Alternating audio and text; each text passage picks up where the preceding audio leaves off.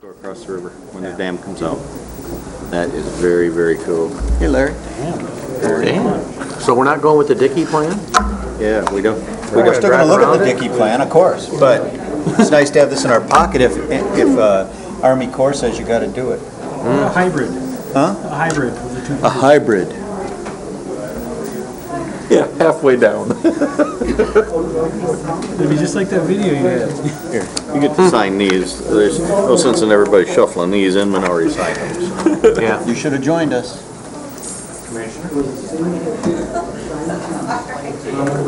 Thank you. He's signing those. Katie joined us. Hey, mister. Yeah, you should have came. Maybe. Talked about you all the time. A lot of us have. I'd like to welcome everyone to the November 9th meeting of the Resource Management and Administration Committee of Grand Traverse County. And we'd like to start with the Pledge of Allegiance, please. I pledge allegiance to the flag of the United States of America and to the republic for which it stands, one nation under God, indivisible, with liberty and justice for all. And if the clerk would call the roll, please. Commissioner Wheelock. Yes, ma'am. Thomas. Yep. Max Bauer. Here. Lemkool. Excused. Inman. Here. Henschel. Here. Gilman. Here. Fleece. Who's here? Present. Chairman Richardson. Here. And our first order of business is the approval of the minutes of October 12th meeting. Move for approval as presented. Support. I have a motion by Inman and support by Wheelock. Any discussion? All in favor? Aye. Any opposed? Motion carries. That brings us to first public comment, and I'll have the clerk read the rules. And I'll also comment that we have another public comment session, general public comment at the end of the meeting, and we will allow public comment on items of particular interest when those items come up. So if you wish to address a particular item on the agenda, we will have public comment then as well. Any person shall be permitted to address a meeting of the Board of Commissioners, which is required to be open to the public under the provisions of the Michigan Open Meetings Act as amended. Public comment shall be carried out in accordance with the following board rules and procedures. 1. Any person wishing to address the board shall state his or her name and address. 2. No person shall be allowed to speak more than once on the same matter, excluding time needed to answer commissioners' questions. Chairperson shall control the amount of time each person shall be allowed to speak, which shall not exceed 3 minutes. Chairperson may at his or her discretion extend the amount of time any person is allowed to speak. Okay, and anyone wish to give public comment at this time, just go ahead and sit up at the table here. And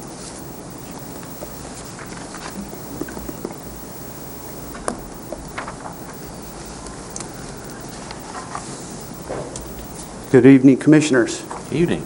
Mark McKellar, Vice Chair, Grand Traverse County Road Commission. You all should be up to speed with what's happening in Lansing concerning road commissions and Act 51 funding. You should have received letters that we sent to our representatives indicating that we do not support the legislation. The key of this is that it's probably going to pass in the House and it's going to pass in the Senate. From everything that I see, this is a Southern Michigan issue pertaining to control of full-time salaried road commissions that are not necessarily squaring off eye to eye with counties. And it's a major power struggle. I don't believe that's representative of Northern Michigan and also specifically of this particular county. So what we're looking at is where the county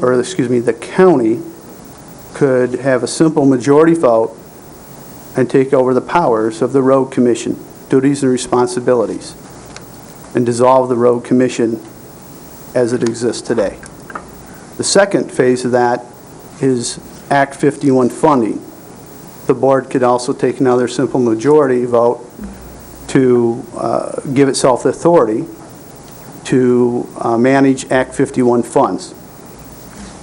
I can tell you that in the last 10 months, managing the Act 51 funds has probably been the most unpleasurable experience I've had on the commission board. It's no joy. And I think it's no different than what you folks are doing at a different magnitude. So I believe what we're going to do is we're going to ask this body in the very near future to consider what action, if they would take at all, concerning taking over the duties and responsibilities of the road commission, and then subsequently the funding mechanism. If this board so chooses, certainly there's nothing that the road commissioners can do to prevent that from happening. But I'm here tonight as an individual from the community as well as a commissioner to ask this board to give it due consideration not to absolve the road commission board. The reason for that is that this, even though road commissions are unique to the state of Michigan, which is one of the #1 reasons it's put up that this has to be done, just because it's unique to Michigan doesn't mean it's bad. We have a lot of things that are unique in Michigan that aren't bad. So if it were to get to the point where there was a decision to be made, I would prefer that the road commission remain intact in this county, and you give the opportunity of the 5 commissioners, going from 3 recently in January to 5, to start turning this ship around and create more maintenance and get control of our spending and our road commission, and start working with all the different agencies like we have in the past with the county on our bonds to do some of the primary roads, work with our townships to take care of some of the local roads, and work with the BIA to help with our local and primary road improvements. So it's not going to be an easy task, but I've only been there 10 months, with 2 of my fellow commissioners that have only been there 10 months. So I'd just like to ask that you give us a chance, and if we have to change around some of our reporting a little bit to provide you with more timely or more precise information as to what we're doing, rather than just giving you a synopsis of our monthly meeting, we're glad to do that. But at that point, I'll cut it off. I just would hope that this body would not summarily dismiss the road commission board and take over the responsibilities without giving it some very serious thought. Thank you. Thank you. Anyone else wishing to make public comment on any issue? Okay, with that, I'll close public comment, and we'll move on to the approval of the agenda. Moved as presented. Support. Okay, I have a motion by Inman, support by Henschel. Any discussion? All in favor? Aye. Any opposed? Okay, motion carries. No special orders of business? No, sir. Okay, and which brings us then to the consent calendar. The purpose of the consent calendar is to expedite business by grouping non-controversial items together to be dealt with by one commission motion without discussion. Any member of the commission, staff, or the public may ask that any item on the consent calendar be removed therefrom and placed elsewhere on the agenda for full discussion. Such requests will be automatically respected. If any item is not removed from the consent calendar, the action noted, receive and file, or approval, is approved by a single committee action adopting the consent calendar. 1A, receive and file. 1, Road Commission Monthly Report. 2, Conservation District Staff Report. 3, Housing Liaison Report. 4, Grand Traverse County 2010 Waste Diversion Report. 5, Commission on Aging Job Reclassification Letter. Is there any member of the public who would like any of these items removed from the consent calendar for further discussion? Okay, seeing none. Anyone on the board? Okay. Move for approval.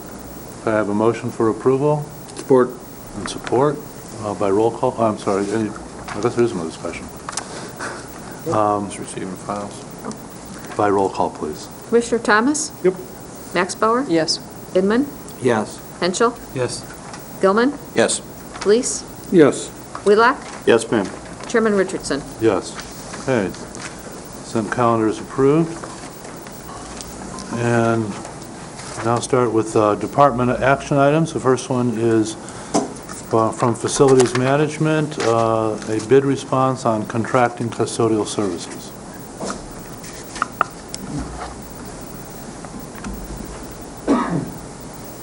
Danny Brown, Facilities Director for Grand Traverse County. Michael Green, Custodial Supervisor. I would ask for a recommendation, or I would recommend to authorize me as a Facilities Management Director to negotiate a 3-year contract with Porcelain Patrol for custodial services at the specified county buildings for acceptance of their proposal dated June 28, 2011. Mr. Chairman, Yes. I would move that we authorize the Director of Facilities Management to negotiate a 3-year contract with Porcelain Patrol for custodial services at the specified county buildings for acceptance of their proposal dated June 28, 2011. Contract costs are not to exceed $388,139 per year or lower as negotiated for services completed January 1, 2012 through December 31, 2014. Second. I have a motion by Max Bauer and support by Henschel. Any discussion or any questions for Danny Brown or Mike Green? Just one question. When you remark disqualified due to incomplete bid, is that something that you followed up with them on and they just couldn't give you the information? Well, or they the didn't breakdown fill- or whatever? They actually didn't fill out the bid form completely. The purchasing policy requires the bid to be complete when sealed and presented. We don't go Okay. back to them and offer them to Complete it. change things All or right, compare, okay, I because that could, understand. appear that there was some kind of collusion or things Okay, like that. all right. Good explanation. Pardon? Good explanation. Okay. Commissioner Flees? You stated in your reference checks, Universal Cleaners did not match the same level of satisfaction as the other company. How many references did we check? 4, wasn't it? I checked 4 on those, on that one. And part of the, in addition to that reference check, we also took over the senior center, which they cleaned for about 2 years prior to us taking it over.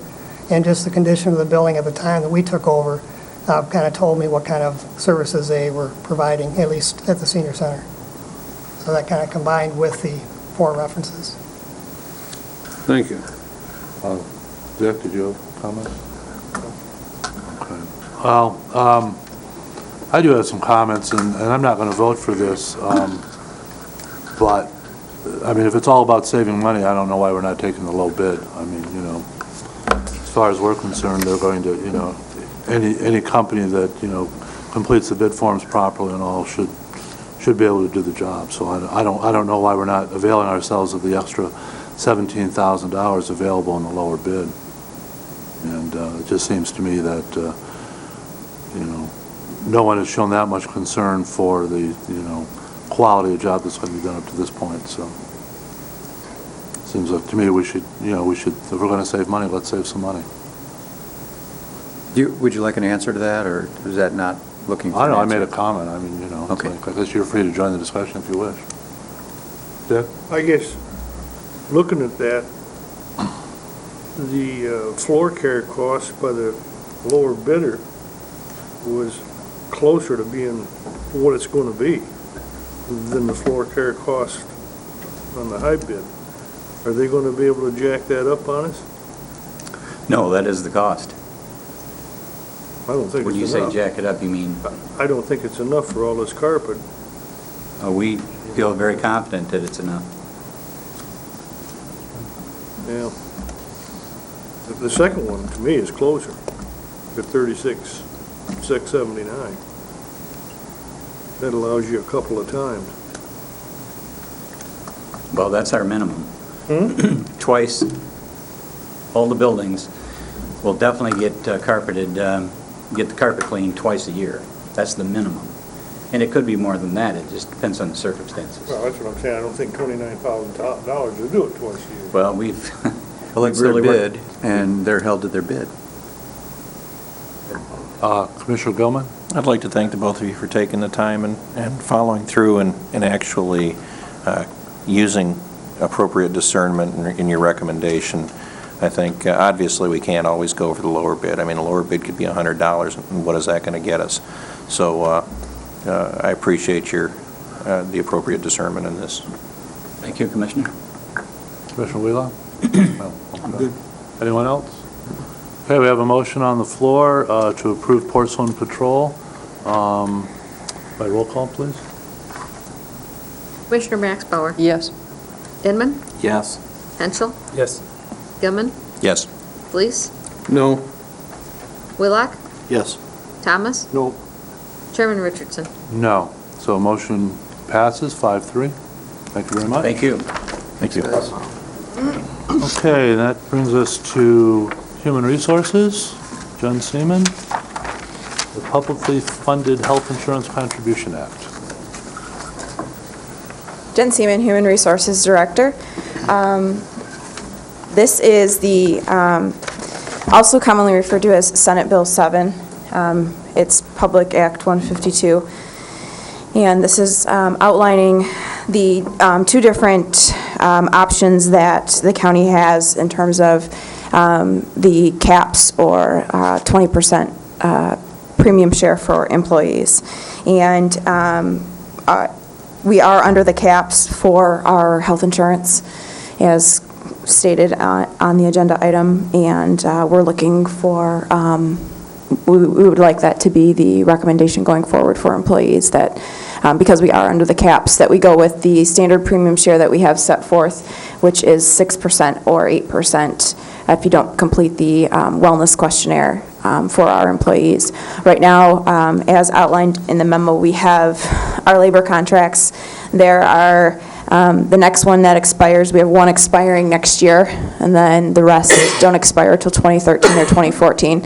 And as stated in the Act, we cannot impose the 20% until those labor contracts expire. So right now, for 2012, we would just be looking at the non-contract employees at this point. Commissioner Gilman? Mr. Chairman, I move that Grand Traverse County adheres to Section 3 of the said Act for year 2012 and direct staff to report the board action as required under the Act. Support. Okay. Motion by Gilman, support by Wheelock. Larry? And did I hear the recommendation was to go for the cap? Yes. Okay. Question? Yes. My understanding, Jen, on this, how this bill is laid out, it gives a number of options for municipalities to consider. Mm-hmm. One is to exempt themselves and then do what they wish. My understanding is they can just set it up any structure they want. It could be 0, it could be 6, it could be 8, it could be 10, it could be whatever. They just exempt themselves from the 20%. The second option is to do the 20% across the board for everybody. And the third option is to do the cap. And the advantage of the cap is that, at least in concept, if insurance premiums rise in the future, then there'll be a point in time where the employer is capped and the employee would take care of the differential. So my question, I guess, I am in favor of the cap version, but I guess my question is, if the bargaining units have negotiated 6% and 8%, This and cap only applies to anyone who has a contract in place is exempt from consideration of this until their I understand. contract is not done. correct. So the opposite now has applied. You know, since we got a lower bid for our insurance premium, actually the bargaining units would be paying more for health care than our non-exempt people. No, Would that be No. would that be everybody true? pays the same.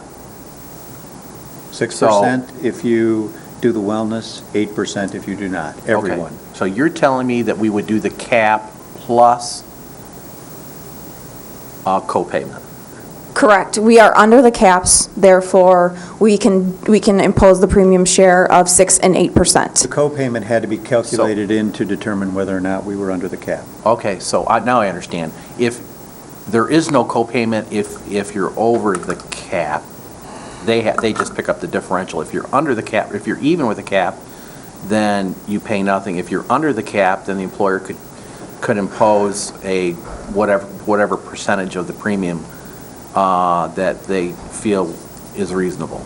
It's more like there's three options. 20% caps, or we exempt out of everything. I The understand. caps, if you are over the caps, Yeah. you either have to pay 20% or exempt out completely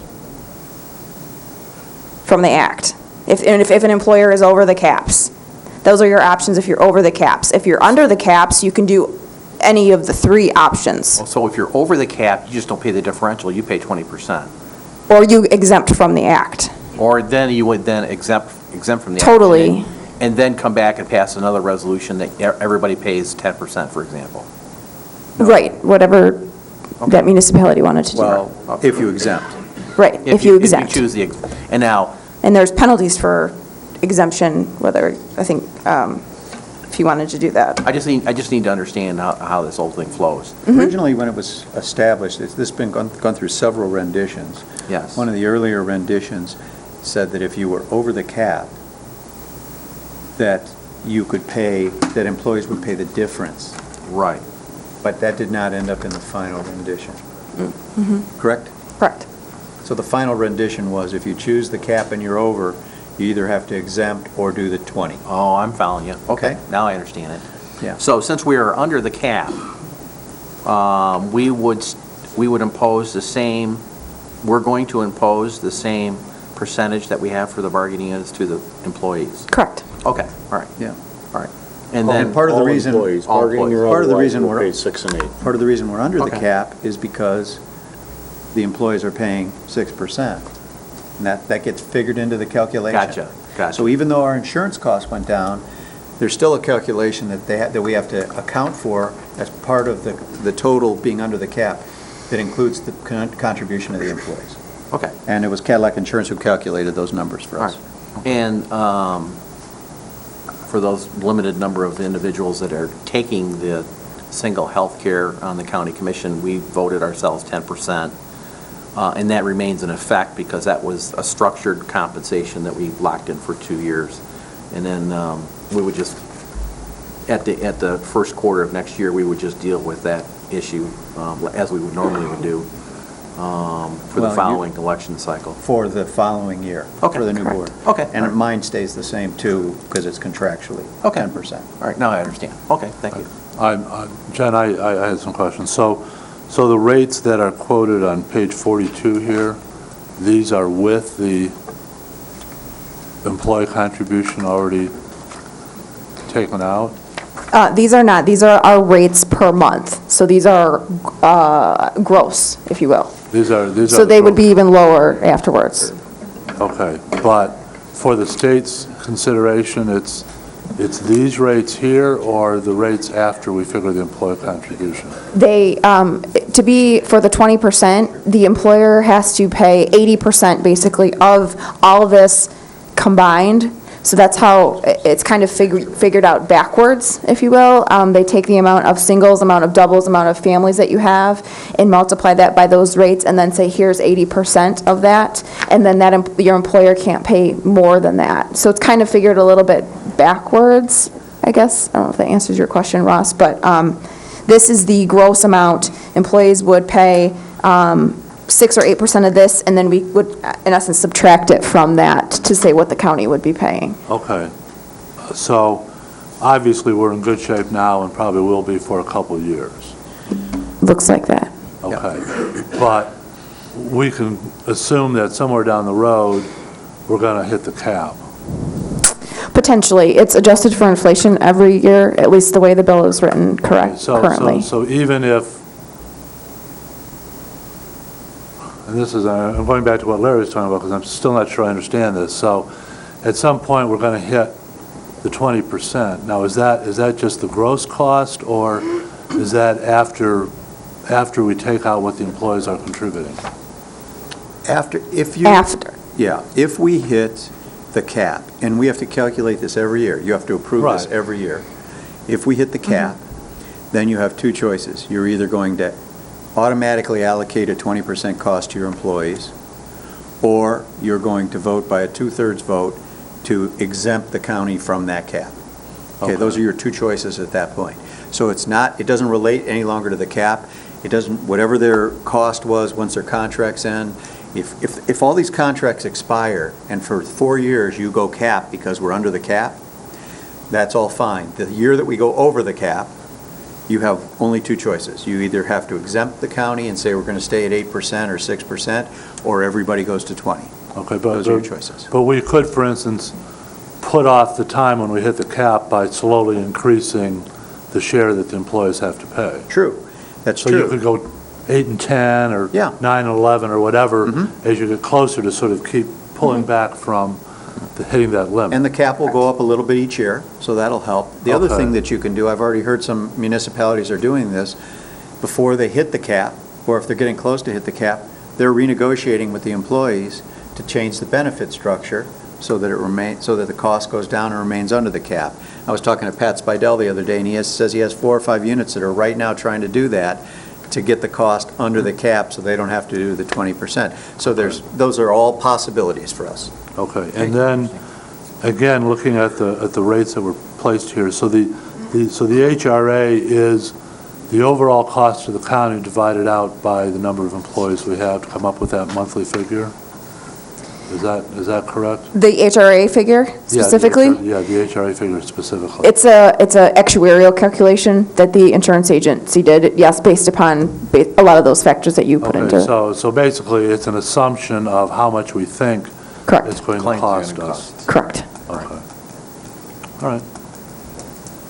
Any other questions or comments? Well, I think we benefit by the fact that we actively negotiated with our labor units and signed contracts that have those set co-pays in them for 2012, 13, and 14. Because otherwise, we would have been at the cap. If we'd have had the old contracts, we would have hit the cap. I think maybe the HRA is probably the best thing to, in terms of probably the combination. keeping us Well, under the cap. But some of them had no co-pays at all going into 2011. No, I understand that, So, you know, I think without those The co-pays certainly negotiations, help. within this last year, we would have been at the cap and everybody would have But I been paying think 20%. the chairman is right. The HRAs, HRAs quite helped a frankly, lot. have a much bigger But impact. even these numbers are well under the caps, and we haven't even calculated the employee contribution yet. Is that correct? Right, because that 300 amount is gross. Yep, so you take 6% or 8% off of that. Off of Yes, this, so we're so- even further under. Yeah, okay. Correct. And for the employees, just as a point of information, and Jen, correct me if I'm wrong, but for the employees, even though they're going to go from 4 and 6% to 6 and 8%, the increase that they're going to see in their contribution is really negligible. It actually goes down a little, doesn't it? No, it goes up just a little bit. Just a little bit? So it's almost the It's same as what they were it's- paying at 4% because of the HRA and the change in insurance.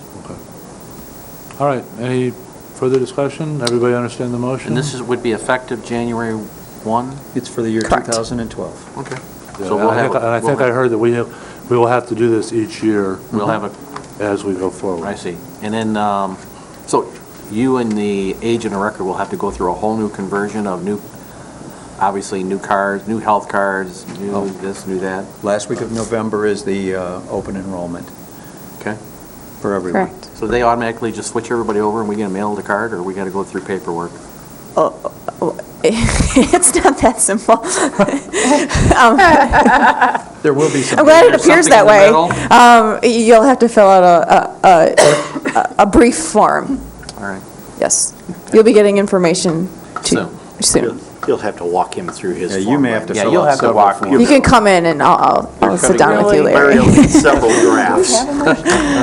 Yes, we do. right. We do have a motion. Yeah. Block me in for an hour of counseling with you. Okay, does everyone understand the motion? Okay, all in favor? Aye. Any opposed? Okay, motion carries. All right. Then we have the workers' compensation for 2012, excuse me. Okay, workers' compensation, briefly, an overview, we looked into, the Michigan Association of Counties has a workers' compensation program, and we looked at that plan as well, which is a fully insured plan, as well as a self-insured plan, which we're currently on a self-insured plan. The fully insured plan provided a quote of $180,000 for a full year of coverage, and the self-insured plans, we do have two options there with a retention of $350,000 or $400,000, and the quote is $33,000 and $28,000 respectively. And based upon the information, Dean and I did sit down with both of the individuals that responded to the bid and believe that our self-insured program is still the way to go for Grand Traverse County for the future due to our low incident rates and our employees that are really safety conscious. To be honest, we heard that over and over again that our incidents are very, very low. So. If you look on page 48, you can pretty clearly see how much money we've saved by having a self-funded plan. It's been pretty significant.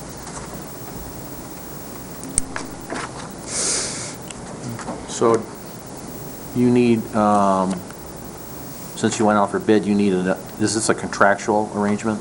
Correct. Asking you to enter into a 2-year agreement with Citizens Management, Okay. self-insured plan. We did get a 2-year quote for the same rate. Mr. Chairman, I'll make a motion that Grand Traverse County enter into a 2-year agreement with Citizens Management, Inc., self-insured, workman's comp insurance with specific retention of $350,000 and an annual rate of $33,046. Support by Felice.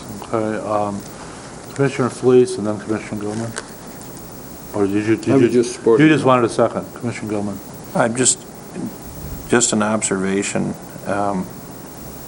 One of the advantages of having lived with somebody who ran essentially the workman's compensation department in Lansing for several years was that I picked up little things. Are we expecting in 2012, Dennis, that, I mean, I know this is, we're looking forward again, and we're already talking about possible cutoffs, but are we expecting any more layoffs? Or, I know we got a bigger hill to climb. And the reason I ask that is because my concern is that oftentimes, as seen, when there are layoffs in large numbers, sometimes people will come back and they'll have a kink in their neck or a back problem, or an unemployment problem becomes a workman's comp problem later on. And Well, first of all, no, we don't anticipate that. You never know for sure. But if you look back at 2004 and 2005, that was a year that we had 22 positions eliminated. And some of those were through attrition, some of those were through layoff. But you can see that our cost that year was about $28,000. Excuse me, I'm sorry, $28,000. So we have not seen that here, and I wouldn't expect that from our employees. It's always possible that there'd be a claim, but, you know, the bid of $180,000, we'd have to have, you know, $145,000 in additional claims, and we watch it very carefully. I'd be very surprised if that happened, so I'm not worried about it. thank you. Jen, of that 06-07, and I understand there was one major claim in that year, Correct. that $463,000, was $360,000 of that of the one claim, basically?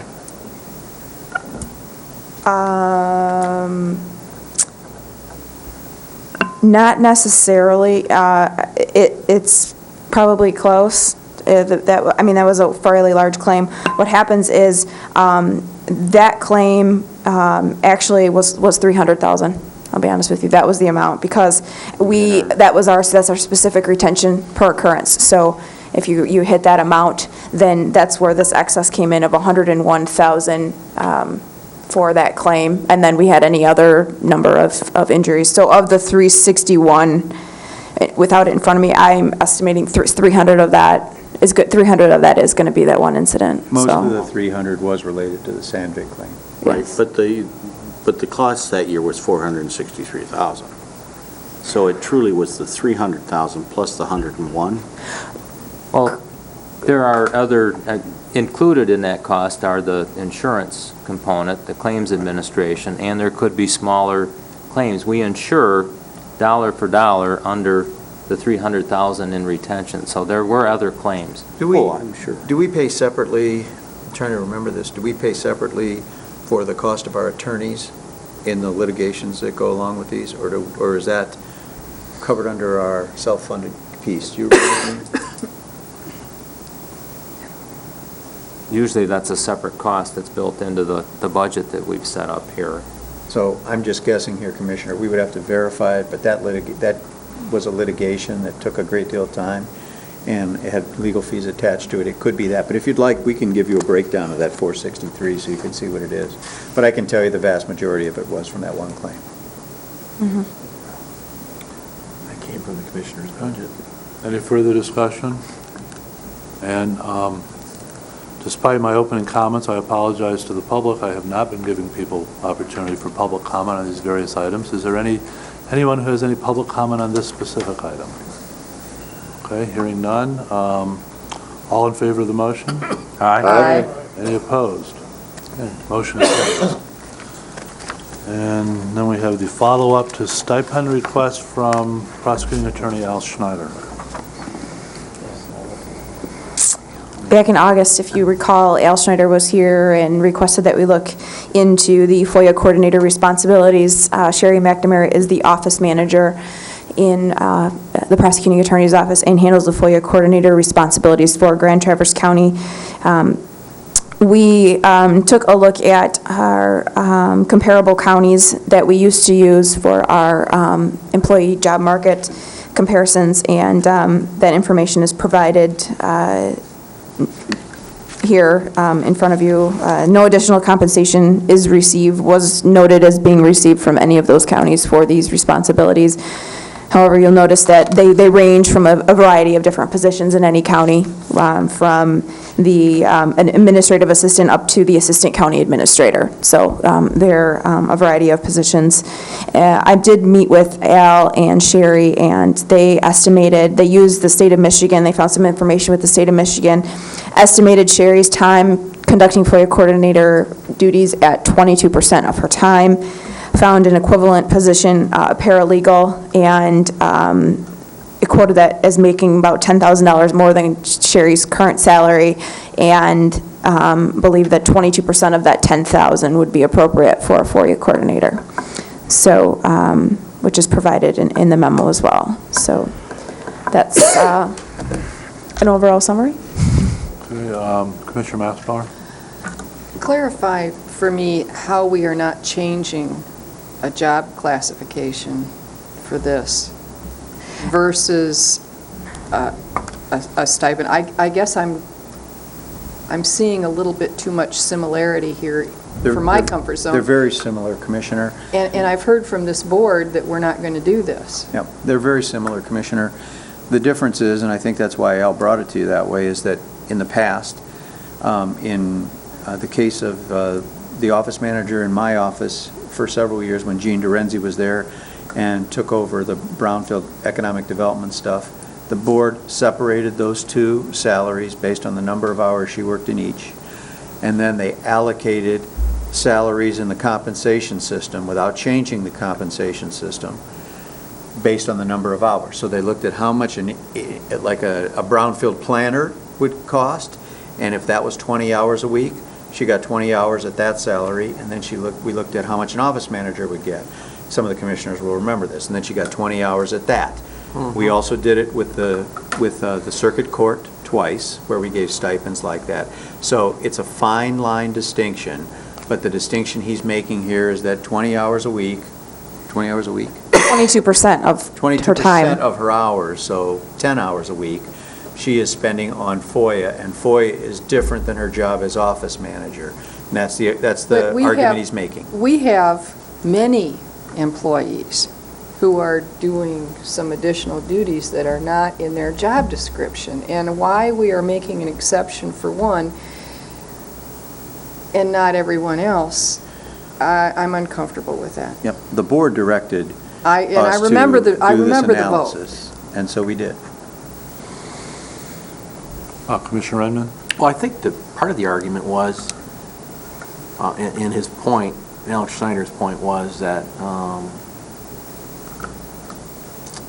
that the responsibility for responding to the FOIA is in the county, the Board of Commissioners. It's yours. And that he was kind enough at some point in time to say, okay, if you give me this FTE number or whatever, the structure within my department, you know, I'll be glad to handle this and centralize everything. And it's from what I understand, you know, the number of FOIA requests have continued to grow every year. I mean, you know, we're getting a substantial number of those. And I think his point was that, hey, folks, this is really your responsibility, and I'm just helping you out. Now it's becoming an overburdened situation on my office because, you know, I've agreed to reduce staff, and you're consuming my office manager, so I need a break somewhere, or you guys can take it back. So it seems to me that, you know, that's part of his argument, is that he's really helping us out, and does her position and her responsibilities really take 40 hours, and she's working twice as hard not to complete that part of the responsibility, which is really our responsibility, I think is his point.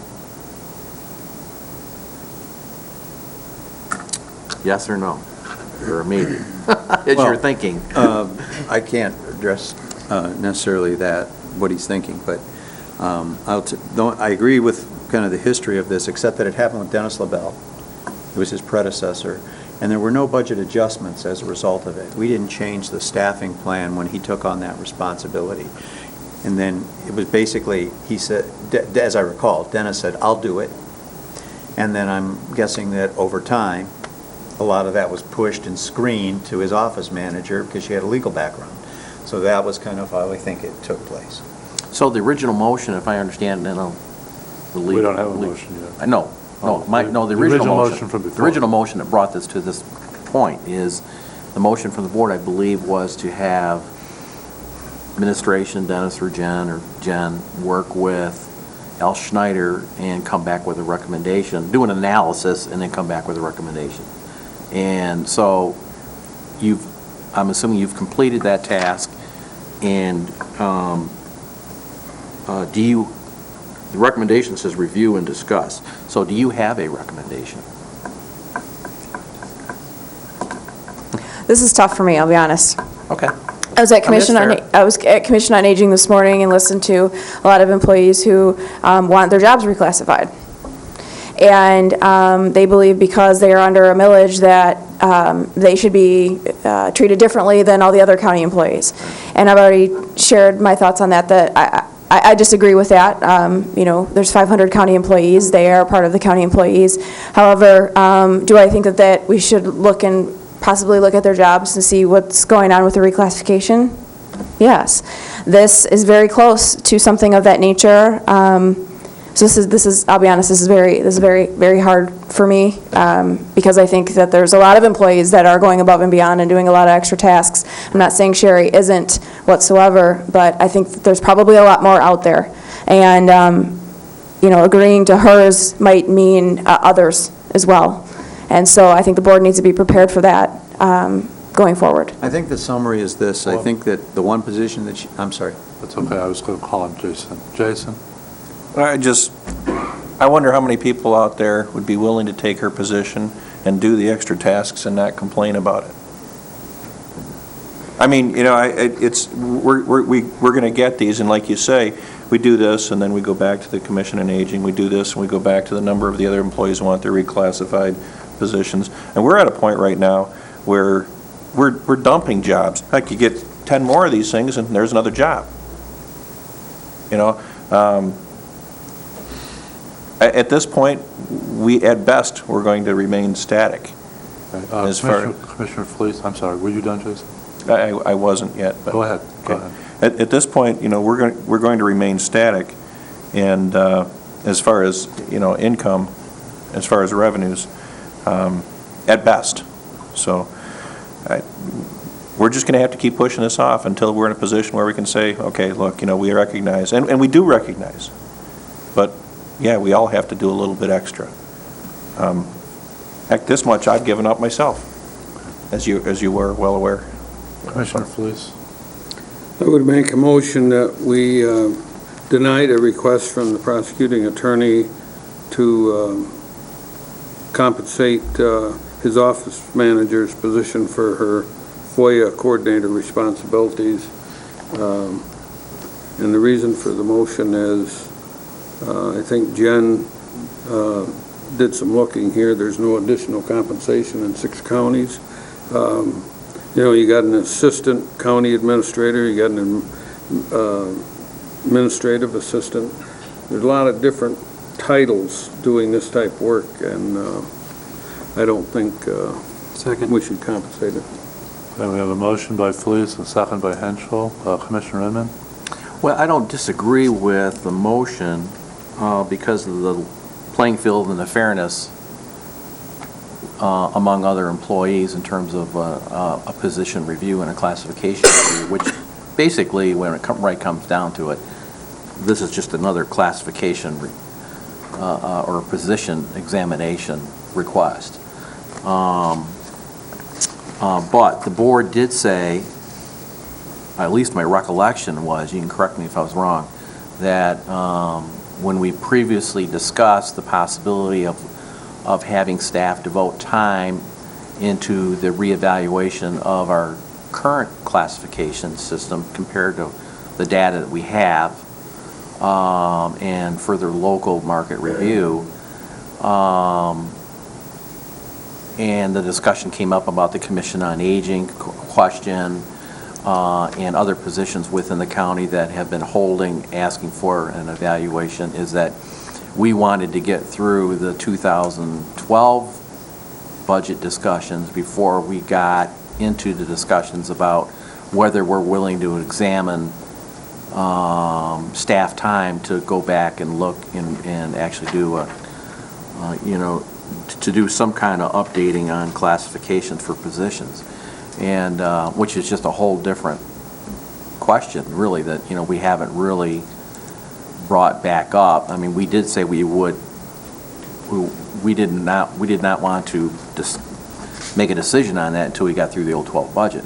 So I really don't know how the board feels about once we get past this discussion. Maybe it needs to be posted on another agenda item for another meeting, but are we or are we not going to have classification reviews, or are we just going to let things lie as is? Yeah. Commissioner Wheelock?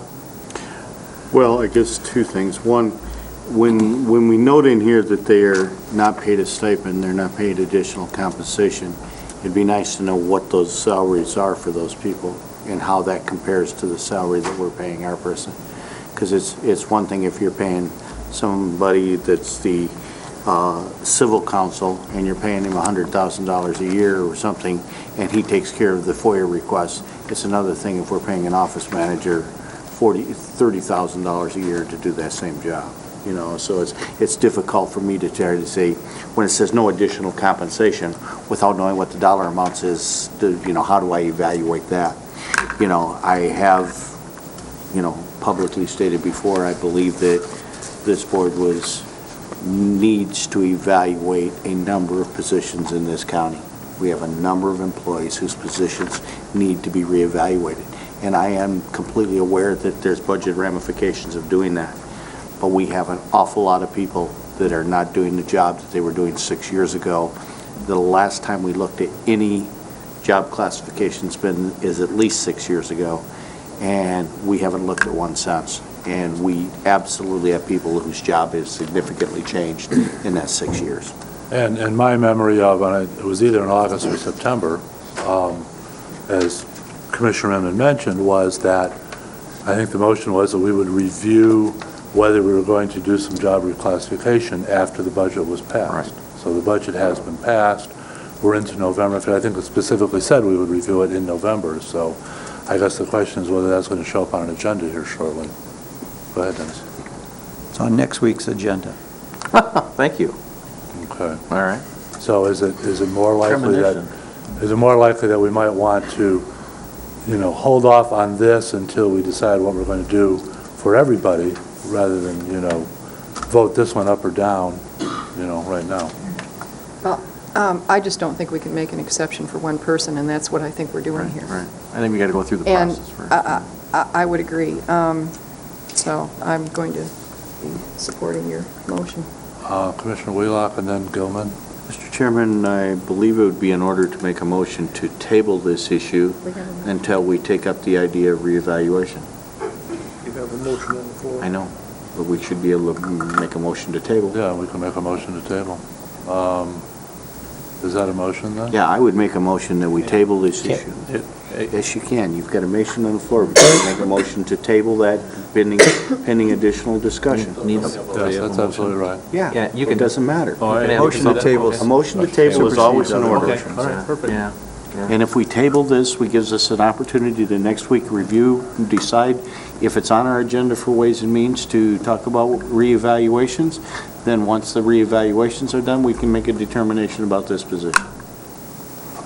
But I hate to say no and have somebody get all huffy and walk out tomorrow, and we don't have anybody to fill our FOIA requests, and then next week we decide that we're willing to look at reevaluating positions. Well, and there's always the danger that the person who is, doing the FOIA request may decide, or her boss may decide that maybe not she gonna do doesn't it. have time to do that. Mr. Chairman, you need to get a second for the motion. I'll second that motion. So we have a second for I'll second that Commissioner motion, Redmond. and then we would table that On a to Ways motion and to Means. table. There is no discussion Well, it on the wouldn't be, table to motion. technically under Robert Rules of Motion to Order, table. tabling only is for the meeting that you were attending.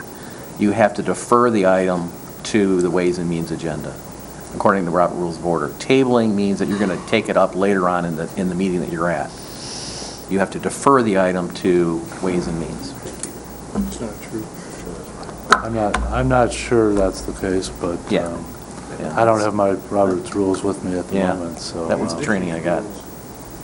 So would you change your motion, amend your motion? To defer I the believe, item? I Well, I don't believe, see, you- I don't have to. it doesn't you work. can't make a motion to defer. Because No, tabling, The motion is to table No, it. no, It's just no, you're not going to make a decision on that matter at this meeting. Right, until somebody makes a motion to untable it, basically. I mean, it goes on, usually when you table something, that's where it goes to die until somebody brings it off again, so. Okay, we have a motion to table, we have a second, so let's take a vote on that first. Go ahead. I think I don't think it's exclusionary to follow through and just deny this request. Even if we go back and we talk about reclassification next week, that's not going to mean that this isn't going to be a part of the reclassification. It just means right now, this time, we're saying we're not interested in changing this, and we've given an indication that on its own, it's not going to happen. Okay, well, we have a motion to table, so we're going to vote on that now, and we'll do it by roll call, please. Commissioner Levcool? Yes. Inman? yes? Henschel? No. Gilman? No. Fleece? No. Wheelock? Yes. Thomas? Nope. Max Bauer? No. And Chairman Richardson? Yes. Fails 4 to 5? 4 to 5. I should, it failed 4 to 5, yes. Okay. So now we'll go back to the original motion, which is to deny the extra stipend. Any further discussion on that? Commissioner Henschel? A quick question, Dennis. It says here 22% of this person's time is being used for FOIA requests. So if they chose, or that department head chose not to fulfill that anymore, if we were to amend the budget to remove .22 FTE, full-time employee hours, and put that somewhere else, maybe in administration, could this task be handled? That's a good point. I can't answer that. I don't know, because I would think it not. What you say makes logic sense from a standpoint of what work she does, but I know that as a legal secretary, she does a certain amount of the work, but some of the work has to go to the attorneys in the office for review, so I can't account for how much time the attorneys spend. You understand what I'm saying? Yes. But the basic stuff, certainly what you're saying makes logical sense. Thank you. Commissioner Redmond? The only point I want to make is that, should the motion pass, at least we give proper communication to the office that the item of classification will be discussed at the next Ways and Means meeting. But not this specific one. Right. Okay, we ready to vote then? Is there any public comment on this issue? Please come forward.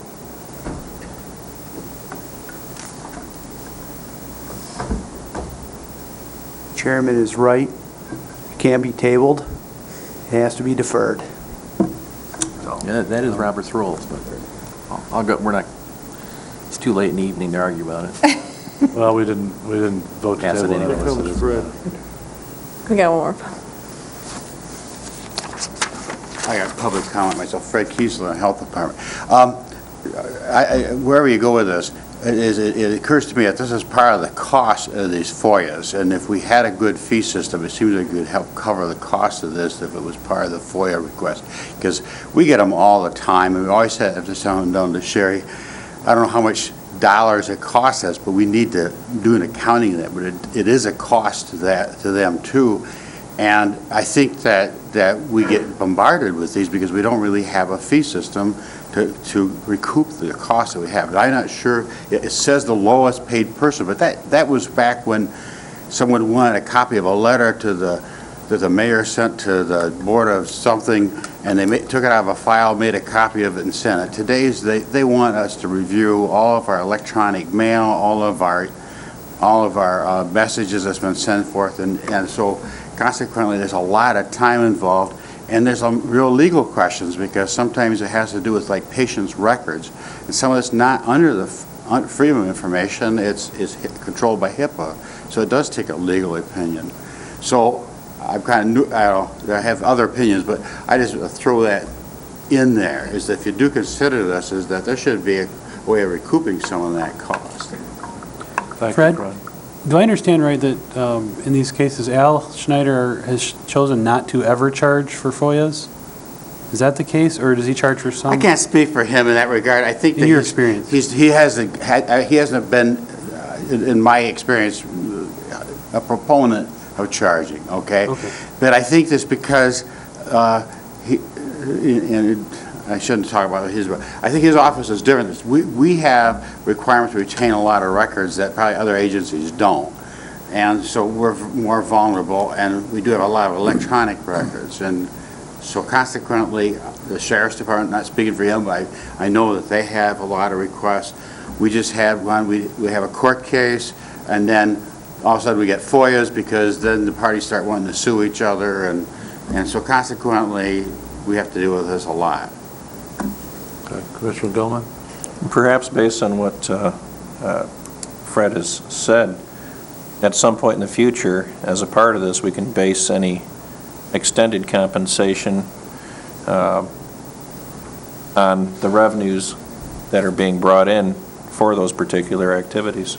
I don't believe that I do not believe that there's any mechanism under the FOIA law that allows you to collect for legal time in analyzing FOIA requests. You can only collect for the lowest paid individual who has to collect the actual data. And FOIAs are a losing proposition. They lose money every time. And it's really, as I understand it, left to the discretion of the department as to whether they charge or they don't charge. I know the sheriff charges in every case, and we charge on large projects. But if it's a page or two, we don't feel the charge is worth the goodwill of providing information under transparency in government. So I think that's what we always advise them, departments to look at when they make the decision. But and of course frequency is an issue. But regardless of Fred's, I understand what Fred's saying, but I don't believe there's a mechanism where you can collect for those kinds of things. Okay. Everybody understand the motion? By roll call. Would you repeat the motion, please?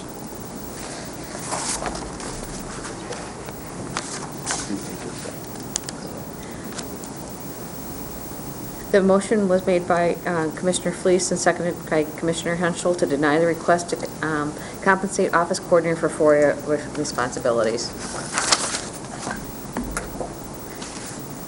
Roll call. Yes, please. Commissioner Inman. Yes. Henschel. Yes. Gilman. Yes. Fleece. Yes. Wheelock. No. Thomas. Nope. Max Bauer? Yes. Chairman, I'm sorry, Commissioner Lemko? No. Chairman Richardson? No. Motion carries 5-4. Okay, thank you, Jen. Thanks, Jen.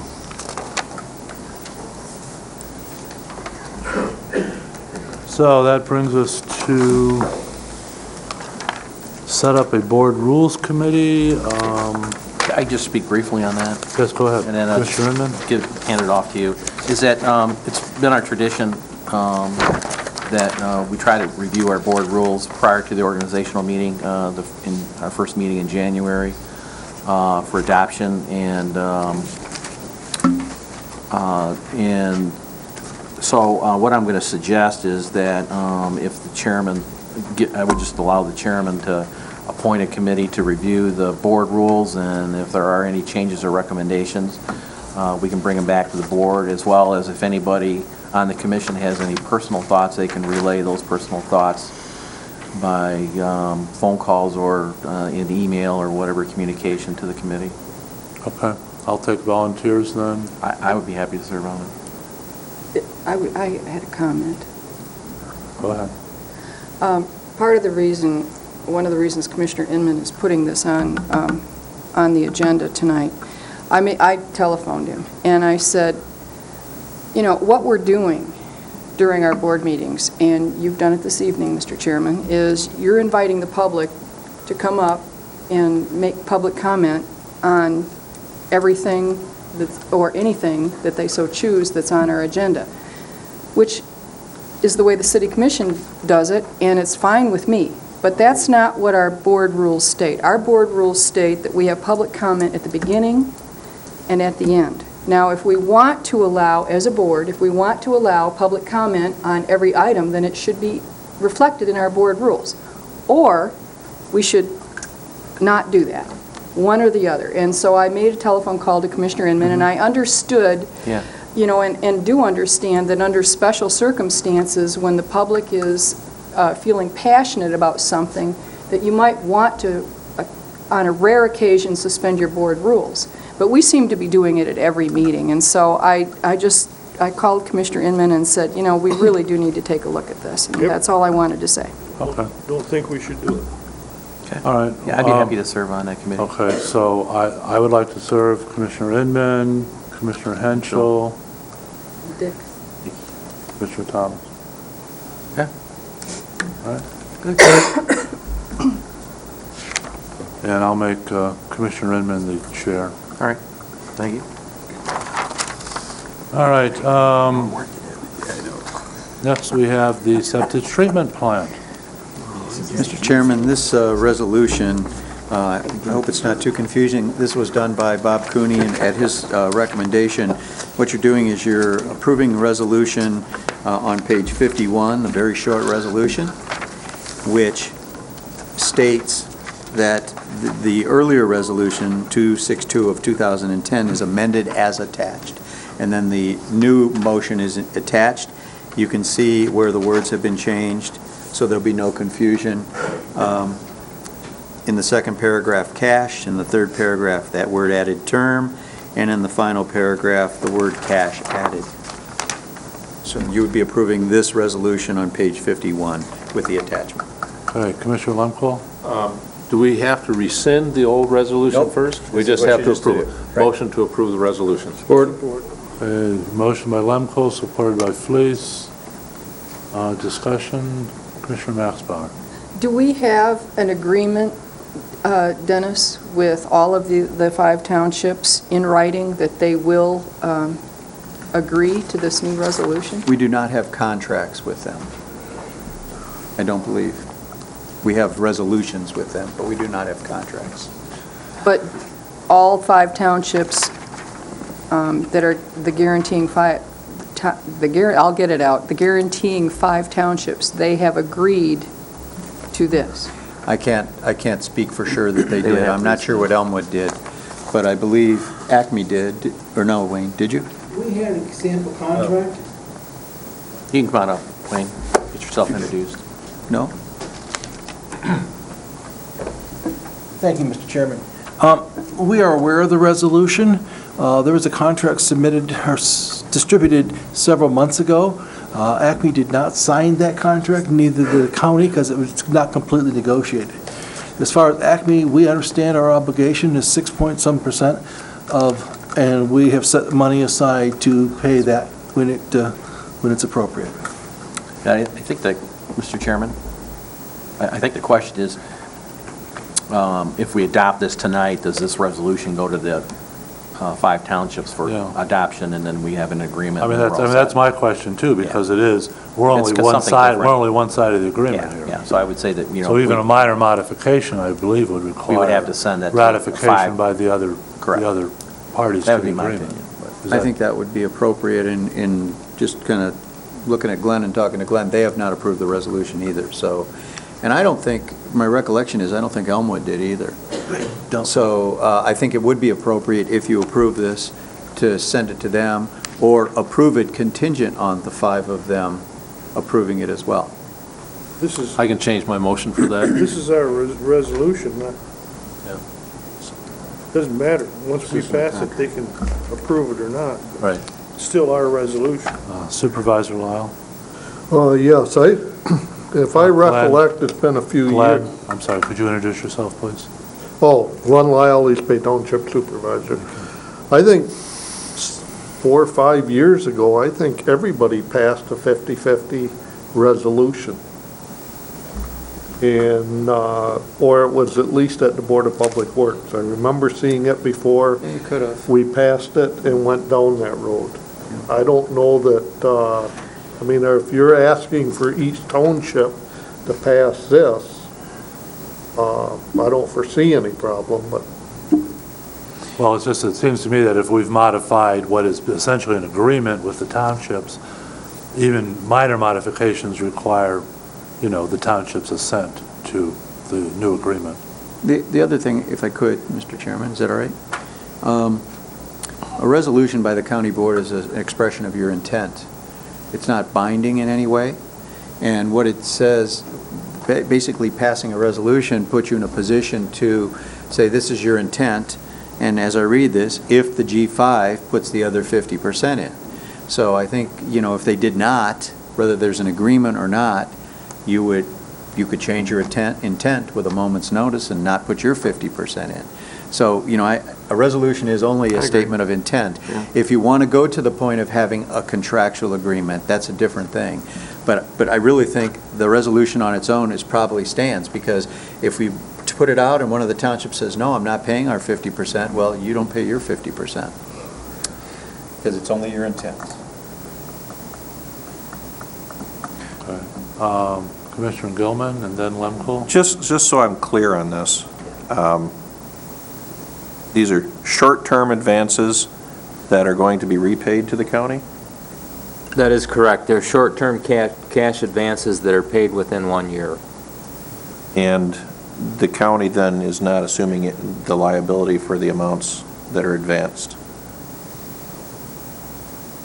Well, the liability, no, they're not. Because of the guarantee. This is strictly a cash transaction that will be accounted for as it would on the townships, and as a, it's not an appropriation. We've had that discussion before. It's just putting cash in the fund to cover a cash deficit at the end of the year when we issue our financial report. With the understanding, of course, that the bonds are issued in the name of Grand Traverse County, and I don't think anybody here,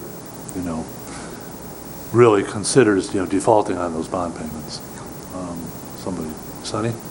Well, I guess the big thing to me is this is truly the same resolution, with the exception of some verbiage that had to be changed to be in compliance with the state auditors. Right. And that's really all it is strictly the fact that it is just a cash advance for operations. And that's the difference in this. I don't know that the county board has the ability to pass this resolution. Sure, it's probably appropriate that we send copies of the said resolution to those member townships, but I don't believe it requires any action by them. Okay.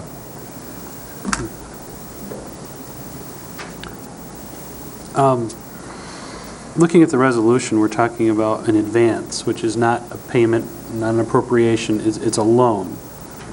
And you said they're paid within 1 year?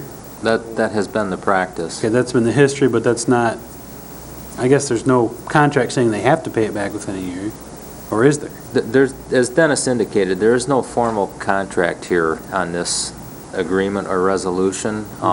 This year that we're currently in, the cash that was advanced at December 31st of 2010 was repaid in the month of October with cash that was in the fund from the settlement proceeds. I certainly can't forecast or predict what the revenues will be next year, but one of the reasons that we need to have this resolution in place is it does not look like the financial position. It does not look like revenues will cover operations. And when you have those bond payments that are due, the larger payment, which usually causes the cash to go into a deficit position, requires that cash infusion, in order that we don't end the year with a deficit cash position. Okay. You have to be.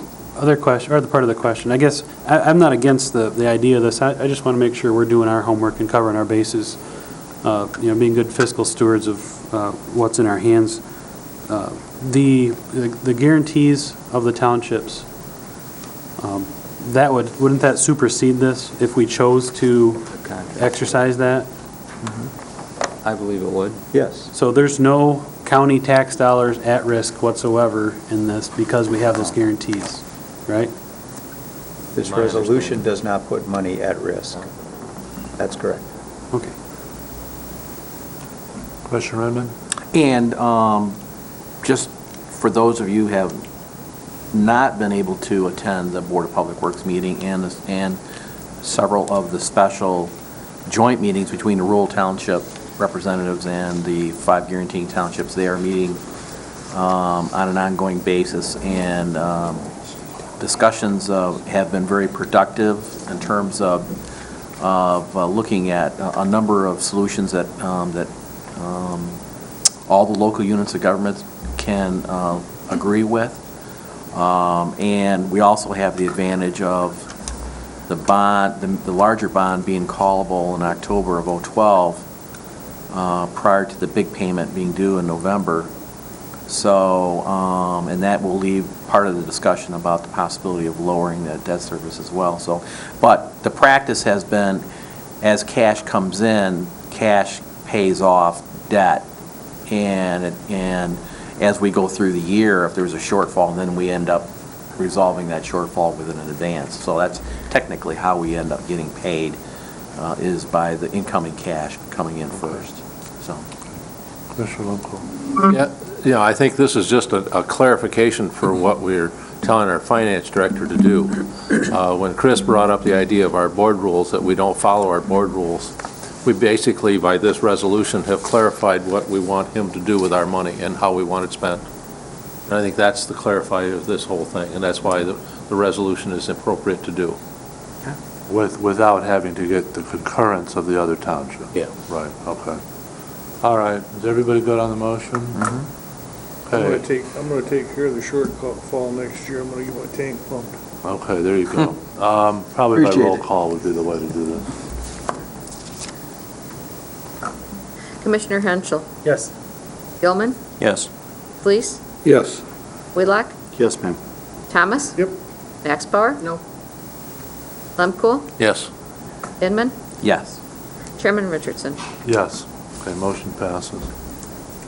Thank you. Thank you for folks. coming.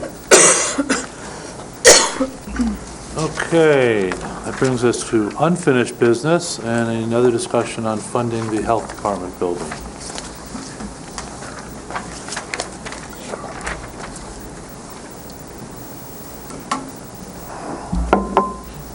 Christine, can you take over for just a minute? Sure. But you can Yeah. Go ahead. Okay, Dean Bott, County Finance Director. Bill Rokas, County Treasurer. I'm going to start this off This was the document that we emailed to you yesterday afternoon. To begin with, the items that are bolded, and maybe that didn't come through on the copy that you printed, we have 4 debt amortization schedules for 15, 20, 25, and 30 years, just to give you a sense for what those debt service payments would look like with a $5 million bond issue. And that takes into consideration that, based on our discussions with the Health Department, there would be a $500,000 contribution from their funds. So that's the first information that's presented, and because we're recommending a 25-year amortization, that is the debt schedule that's provided first. The next 7 pages that follow the first, or the 4 debt amortization schedules, is a refunding analysis of the Hall of Justice, or the courthouse, on this complex, and that was prepared by our bond counsel, John Axe. There's 7 pages. I know it's probably hard to follow what exactly that's telling us, but if you look at the first page, it shows that from going out and issuing another series of bonds, we can realize savings of $288,719.58. And then that is also associated with the present value savings of $225,128.72. If you walk through that analysis, you'll see the third page actually shows what it does. It identifies the current outstanding debt service in the second column, and it shows the new debt service in the fourth column, and it shows then by year the net savings, the fiscal net savings and loss, and then also the present value savings, and those numbers correspond back to the first page. And basically what's happening there is the interest rates on a new issue are expected to be lower than the interest rates on the current issue, resulting in the savings.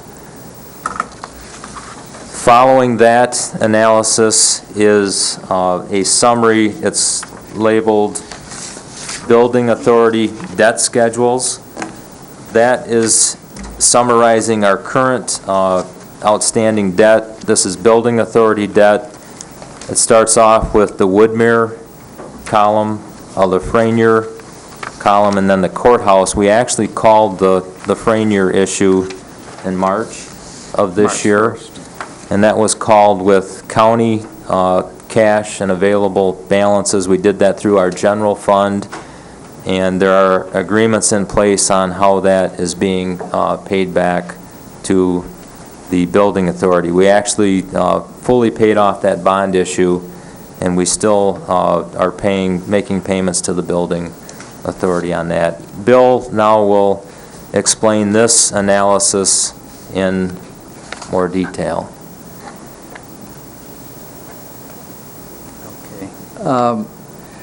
Basically, this is in 3 sections. The first section, the $12,301,675, is, if we do nothing, we will be paying, we're obligated to pay that back, and these are general fund obligations to the building authority. So what we looked at doing, and we did on the Lafreniere, the Lafreniere issue reflects what we did in March 1st this year. So this is the current as adjusted March 1st. So what we're looking at doing, and the reason we're looking at these, the Woodmere debt and the courthouse debt are both callable May 1st, 2012. So the obligations prior to that, we cannot change. We can't refund those bond issues. But once May 1st of 2012, once we make that payment, we're able to refund these. That's why we had John Axe look at putting the refunding numbers together for the courthouse bonds. And then, similar to what we did for the Lafreniere bonds, we're looking at proposing that we use general funds to call that bond in completely with funds from our general fund. And the analysis on the page after that is similar to what we did for the Lafreniere building. It's the same format. And what I did there is looked at the debt schedule, and what we'd have to call would be the $1,315,000. In today's interest rate market, the only reason these issues are coming up this way is because I have no way really of making any money on the funds that are excess cash where I had in the past. In the past, I could invest those monies and generally make more in investments than on the interest we were paying on these tax-exempt bonds. And that's just not happening right now. And in the near future, the next couple of years, everything I've been reading is that that's not going to happen, or not going to change. So what I've looked at doing is the cost of using that general fund money, offsetting some of the interest expense that we're paying, would result, I'm estimating, in a savings over these next, I think it was 7 years.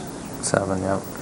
Of $87,593.75. And that's reflected in this schedule on the previous page, those numbers. So getting back to that other page, what we've done then is, in the middle section of this analysis, is that we've taken the refunding of the courthouse bonds, the call of the Woodmere bonds, and then also restructuring some of those bond payments.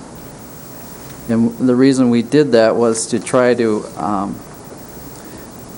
accommodate the $170,000 shortfall from the health rent that is currently being paid, or that's not $170,000, but we currently are receiving $170,000 more than the debt payments that were for the health department building, if I'm saying that. That is correct.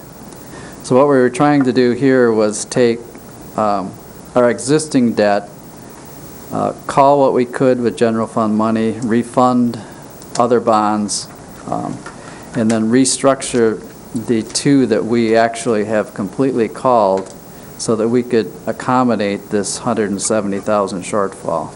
So what we've done is gone from an expense, a definite expense that we would have over the 14 years of the $12,301,000. We restructured that, refunded, called part of it, and our costs would be $11 million. Our projected costs would be $11,839,380. I mean, this is a best case scenario. Hopefully the savings will be greater than this, but when the finance, John Axe does this proposal, I mean, we don't know what the market's going to be when we call these bonds. And these bonds, or refund the bonds. When we refund the bonds, it's probably going to be in March, or if we did vote to recall them, it would be in March of 2012.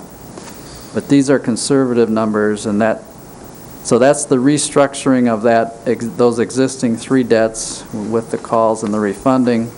And then the bottom section of there shows the difference by year, what would be additional funds coming in. And then the reason why there's, you'll see at the bottom there's 4 years where there's some negative cash outflows. And that's, I don't know if we can explain this real good, but if you can see in our existing debt, if we left it the same, the Woodmere debt, the $244,000 would be paid off in 2018, and the Lafreniere debt is paid off in 2020. So what we've really done is try to even out the debt payments on this restructuring. So we'd actually be paying more in those years than we currently would be, but overall, we're still reducing the total debt expense on these issues. Just to add to what Bill was saying, so you have the complete, we have discussed this with our bond counsel because there are agreements in place between the county and the building authority when we call a bond issue, and we are able to restructure those payments in any manner that the county and the building authority choose. So this is absolutely okay to do. The fact is, we talked to John about that yesterday morning. And the other point before we open it up for questions, and Dennis may have some comments to add, this does not impact the tax revolving fund in any way. This is done entirely through the general fund and the cash that we have currently in that fund. It also does not account, well, it includes a $500,000 contribution from the Health Department fund balance, and it also does not account for the sale of the Garfield building. And what we would do is, because we're buying these two sets of bonds, the sale of the Garfield, that allows us to structure the principal and interest payments the way we choose. And it also would allow, when we sell that bond, or that building, to put that money back in to repay this early and cut down the length that it takes to pay some of these bonds. I'll start with Larry, then go to Jason. So I just want to make sure, I think I understand now the proposal is to finance the necessary amount to fund the health building for a 25-year amortization, and to refinance the Woodmere bonding issue when it's callable in 012 and the Hall of Justice in 012. So you have a lower debt service, and the difference between those payments will be recaptured to help make the debt service for the new health building, along with the rent that Dental North is going to contribute in terms of lease payments. And then the combination will cover the debt service for the building. Is that what I'm hearing? Basically, what it means is this will be a cost-neutral proposal to the general fund. And then you're just refinancing them. You're not drawing down on the delinquent tax fund and using that as... We're buying the Woodmere debt ourselves. Okay, you're buying the Woodmere debt. And then we're refinancing the courthouse debt. The courthouse debt, okay. So you're taking care of the $1.3 million and then refinancing the courthouse debt and then taking the amortization of 25 years Right, on the bond. to be clear, the Woodmere issue is a call. That's not a Okay. refunding, but the courthouse, the Hall of Justice, is a refunding, a new issue. And Jerry and Fred have helped on this as well, and they're both here. Fred Kiesler, the health officer, and Jerry Pugh. I think Jerry's still with us. The one question that you were asking was on the debt service. The debt service on a 25-year bond issue, we have, from the onset, been very much concerned with, what the health department can afford to pay in terms of rent. And Jerry has analyzed that, and they've actually, I don't want to get into those details at this point, but this debt service, which is an average, I think, about $326,000 over the 25-year issue, is something that they have looked at, and they can, they are able to build that into their budget. So, just a final thought, Mr. Chairman. I think this is an excellent proposal, which resolves 100% of my outstanding issues from, I guess, the get-go in terms of options that we would have, and that is it preserves the delinquent tax fund. We can pay down the 1.3 from cash from the county, which frees up that $240,000 payment, and it doesn't put into question the county's overall cash position or short-term lending for delinquent taxes that could or may be discussed with Standard & Poor's or Moody's in terms of a bond rating. And the county certainly has the financial strength and the equity to take on the debt on a 25-year basis, and as Dennis indicated, if we can sell the Garfield building and apply that at some point in time, along with any other savings that the board is able to do over the period of years before we, after we leave, perhaps shorten the term from 25 years to something shorter, I think this is just this is, I think, the way to go, in my personal opinion. Commissioner Gilman. I've got a couple questions. First of all, if this isn't going to happen until March, we move 1% in bond cost, then that's going to affect this plan, pretty much blows it right out of the water. I mean, it's a single percent.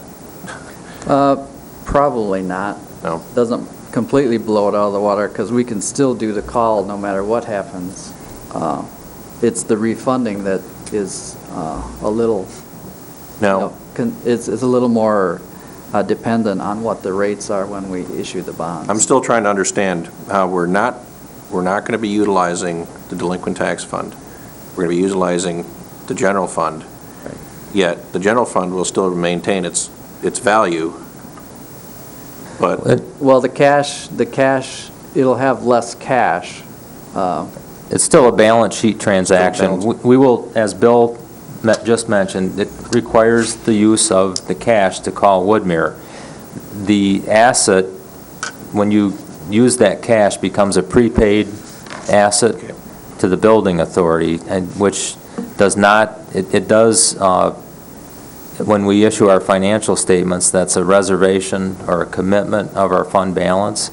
That's not an issue, because we have sufficient fund balance to absorb that, and it doesn't cause a problem with our 18%, because we can only budget so much of the fund balance anyway in accordance with our policy, and we've looked at that, and this does not cause us any. Now, the health department has in its fund balance how much at this time? $1.7 $1.7 million. million. And what is that money? I mean, we're going to take $500,000 from it. What is that money considered set aside for? Well, generally, they need cash for operations, just like the general fund does to meet payroll, to pay bills.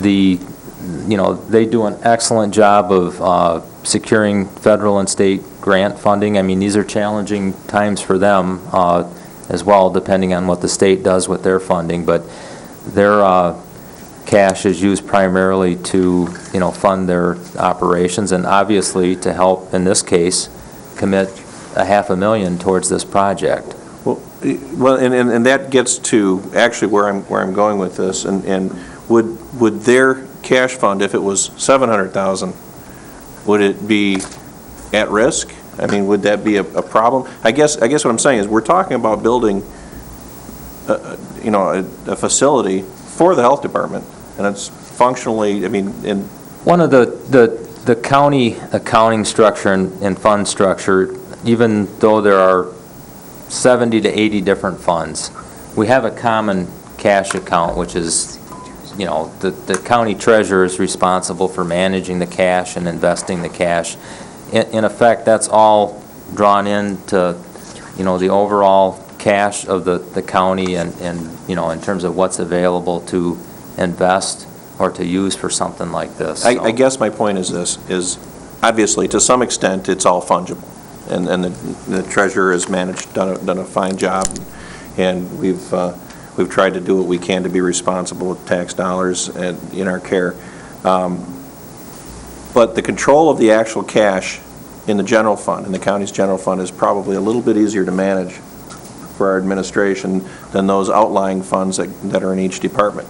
Now, if a department is funded appropriately for its cash needs, for its cash flow needs, I think as much as possible, if we can pay forward and try to keep that control, keep the cash in the general fund, it would be better for us as a county. I don't agree, and the reason is that the health department is a very large budget, $5.5 million roughly, and commissioners that have been on the board for several years will recall that pretty much annually the funding mechanisms for the health department, which are primarily state funding, are always called into question in the annual budget. We never know what kind of funding we're going to get, and I would say they're probably some of our most at-risk funds. We put about $1 million of general fund money in it, and the other $4.5 million come from state primarily sources, some federal funds and some fees. So they are a significantly at-risk fund.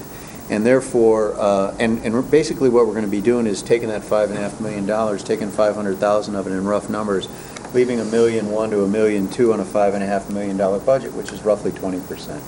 So, you know, from that standpoint, this is one area where I think it makes good sense to keep a separate cash balance to address those issues where funding comes from those other sources. So I really think it makes sense in this case, and he's going to be around 20%. And I guess in layman terms, I think we squeezed him as far as we could. Right. The other thing, he still has to spend another $100,000 or so to buy some furniture and things like that when this building is done. So just one other thing to mention, the fund, the health fund it's a very complicated activity. It has a very good overall financial position.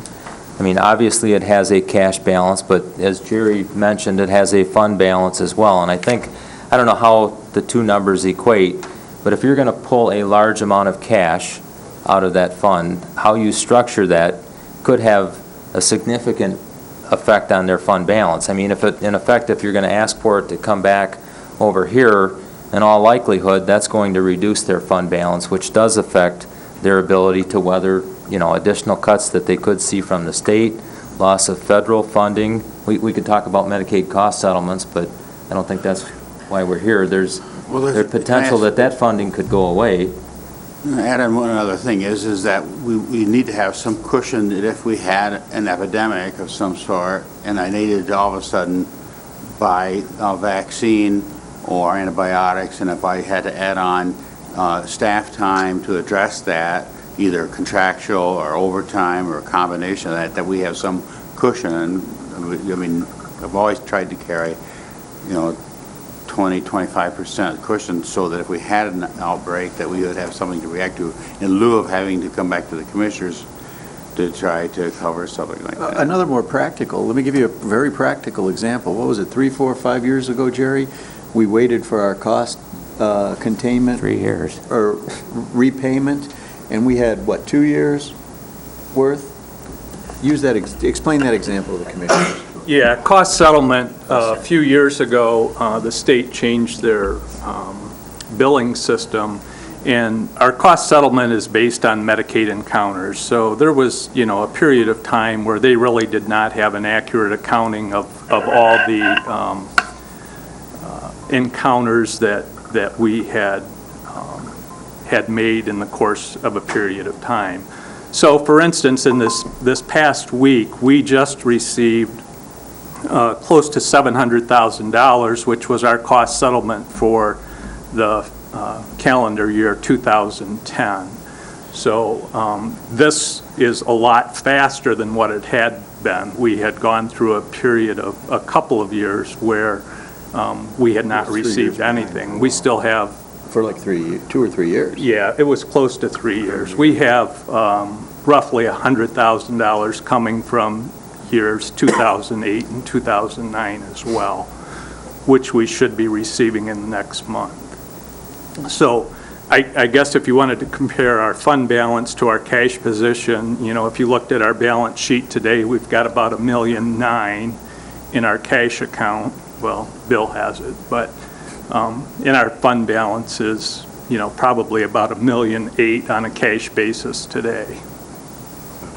I did have a question. Can you explain the mechanics on how this Woodmere transaction works again? Because I do not. Well, I can explain. I'm not sure I understand it. Basically, it's the same transaction we did on Lafreniere.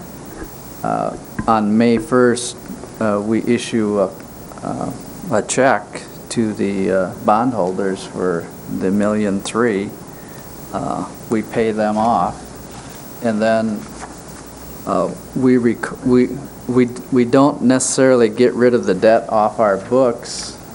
I mean, the debt is off our books, but we still owe the liability to the building authority. And the reason we're doing that, and we could do it a different way, we could just take that $1,000,003 and expense it in 2012, and then it would reduce our fund balance. What we're trying to do is to extend that $1,000,003 over the life or over some length of time that's a little bit more comparable to what the existing debt was, instead of taking the whole 1.3 million. So it's almost like if we had $1 expense. million in cash in our general fund all the time, or whenever, we make investments. Bill invests it wherever he can. Right, But we're only getting 1/4% interest. Right. So he's going to take this $1 million that's our cash, Okay. and he's going to invest it in a more long-term investment. And that's just going to come out of cash reserves. Cash. Cash, and then We're going to you'll expense show it. like a $240,000, $245,000 expense each year back to the building authority. Right, we structured it in a way that we would not take the big hit in the general fund at the point in time when we called the issue. There are agreements in place that specify with the building authority that in the case of Lafreniere, it's the same, the principal is on the same repayment schedule as the original debt. And that was done to keep the budget, the general fund budget consistent with what, the appropriation or the expenditure had been. Okay. And so in the process of doing that, you're going to save about $170,000. Well, when you take into when you take into consideration consideration the the refunding. little bit of interest that I'd lose, but then I'm projecting some pretty high rates at the end.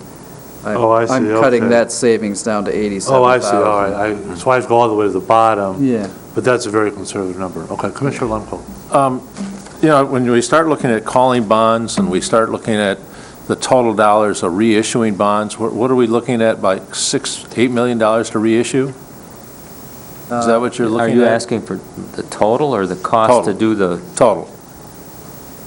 Reissue. The refunding is 6 million something. $6 million? Yeah. So my question is instead of calling the bonds or issuing bonds for the new building, why don't we just go through the building funding and bond and pay for the health department building out of our cash balance and then pay us back? It's investing into this health department. It's still a balance sheet situation.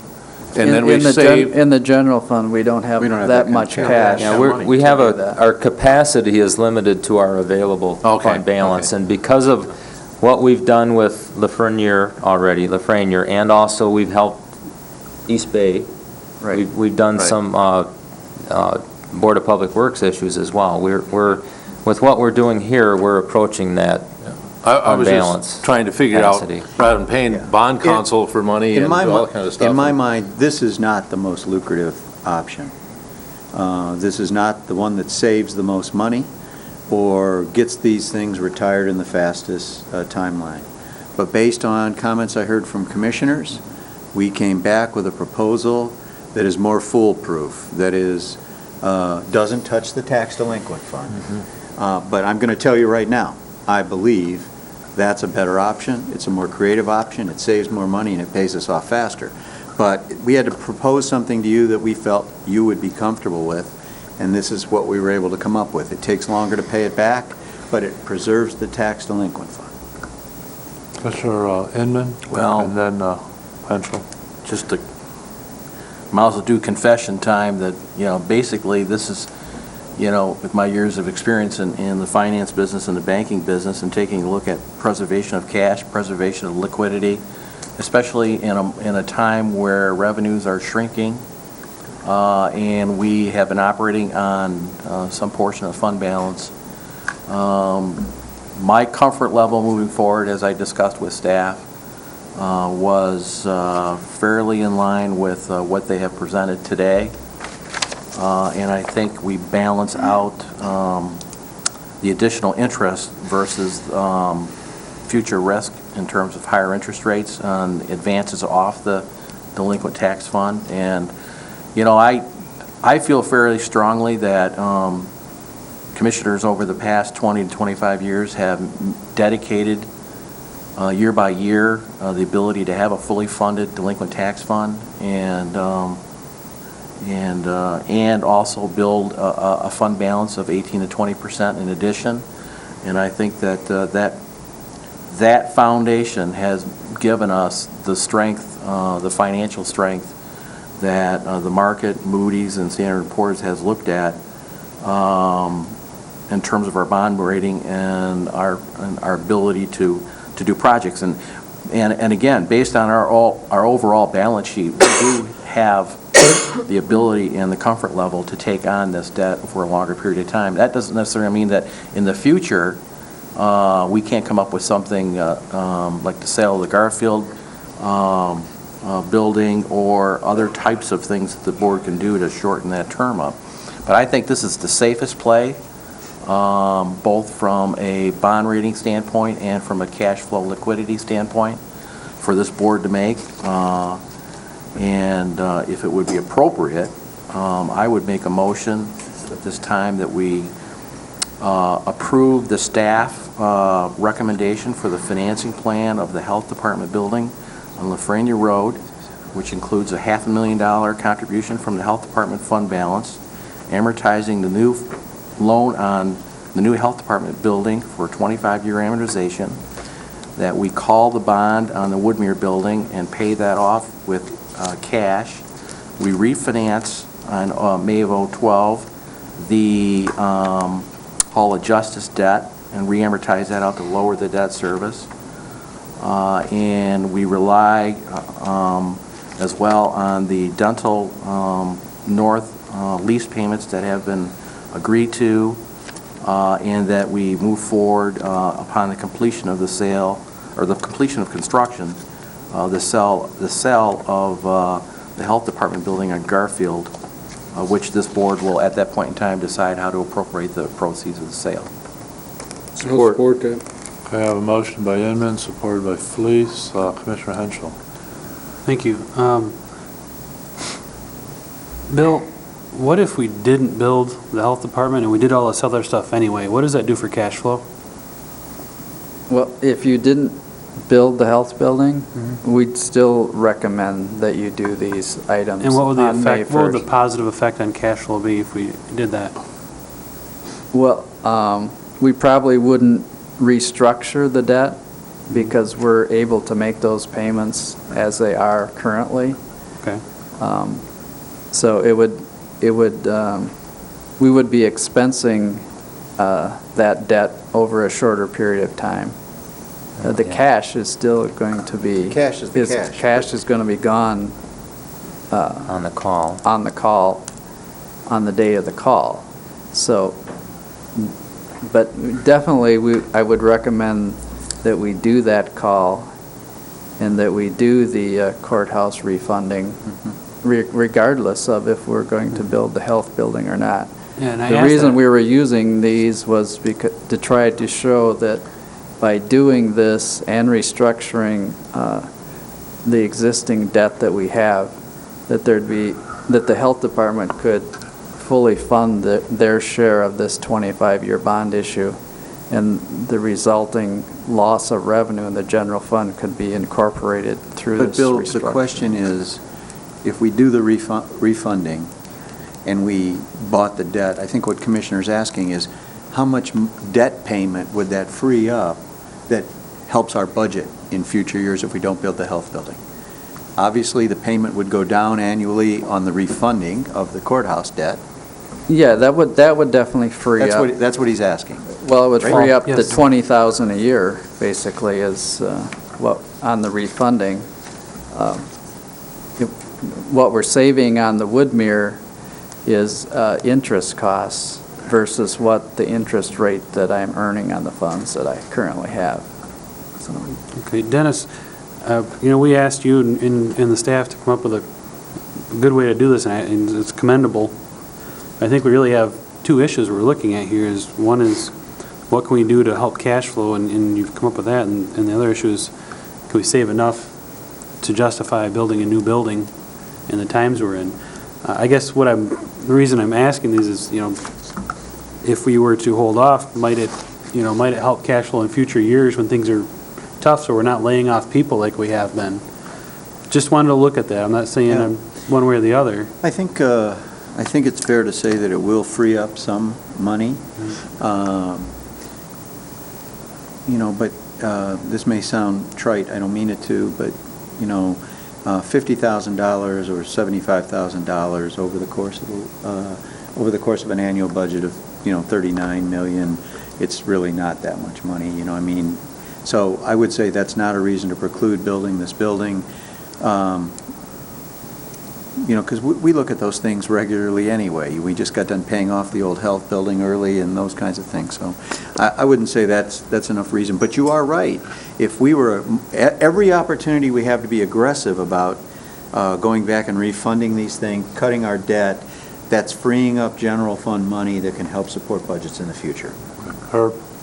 Yeah, I guess, looking longer term, my concern is that we had a proposal last week, or 2 weeks ago, about the 911 system, and it's going to be over $1 million. How are we going to fund that? We've also had numerous discussions over the past years about what are we going to do for jail, and how are we going to fund that? I guess my concern is that sometimes we have a tendency to tunnel vision when we get a project and say, okay, let's take care of this project, but we don't think far enough down the road to determine really where is it that we want to be.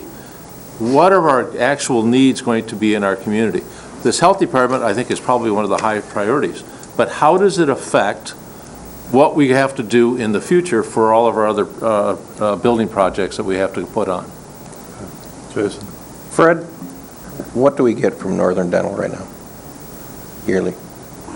Their annual rent is $50,000 approximately, but I believe there's some other revenue that they contribute in support of the programs as well. We receive outreach funding from Dental Clinics North of about $41,600 a year, so in addition to the rent that they're paying. And if we didn't go forward with either the original plan, which was passed by last year's commission, or this one, what is the likelihood they would leave? I don't have a sense. Yeah, I don't think we could possibly predict that. I'm sorry, I thought that they have had some discussions with you about looking at other facilities and going on their own. I thought that they were committed to expand, and if we couldn't help them, they were going to look to expand somewhere else. Am I wrong about that? It wasn't quite that way. It was, of course, Jerry's retired now, and it was just a conversation we had. We've been in this process for 3 years. Talking about the head of Delta, of Jerry Chase. Jerry Chase. Right, and so it was some years ago, and what he said, but you have to understand, he was head of this foundation that builds buildings, is he was asking if the county gave them some of the property on Lafreniere, that they could self-fund their own clinic then, they would build their own. And it could be part of a campus. I think it's unreal. I think it would be realistic to have the expectation that they could potentially leave if we can't expand the clinic, and if that was the case, we could lose up to the $91,000 a year. The Dental Clinics North alone has 10 clinics, and then there's additional, 20-some, I believe, of MCDC, and I realize you don't understand, but there's that's the people who actually man these clinics. But our clinic is the largest, the most productive. So I don't see them wanting to leave. But they, like the health department, have been kind of anticipating that there was going to be a change, so they haven't replaced their equipment. They don't plan on using the equipment that's in that clinic when another facility is built, because it's about at the end of its life cycle. But for me to speculate any more about their business plan, I can't really do that. So ultimately, Wait, I'm sorry, Jason. Sonny's been trying to go to the word in here. Well, I guess the point that I would make is for the past 5 years, I've sat on this county board's capital improvement committee. We identified needs of the health department at least 5 or 6 years ago as a crucial need that was to be addressed as soon as possible. You know, we've looked at all different kinds of things. You know, Fred found some old drawings in a drawer someplace that were done by an architect that is, I'm not even sure if he's still alive anymore, that gave us the concept of putting an addition on the south side of that building. And, you know, for the last 2 years, this board has had multiple discussions about whether we put an addition on, whether we don't. I think the key piece of this factor is the fact that the facility in which we have our health department operating is not adequate. And we simply need to address how to make that better. And, you know, we've spent a great deal of time over the last few months looking at an addition on the existing building. We looked at a alternative site at the Cherryland Mall facility, and then we looked at the possibility of a turnkey operation constructed on Lafreniere. Without question, in my mind, the turnkey site makes more sense than anything else we've looked at. Okay. Commissioner Fleece, then Henschel. I have a question of Fred. Isn't Dan with the EOC under your direction? Yes. And how many square feet will be dedicated to his department? Which is really not a health department issue.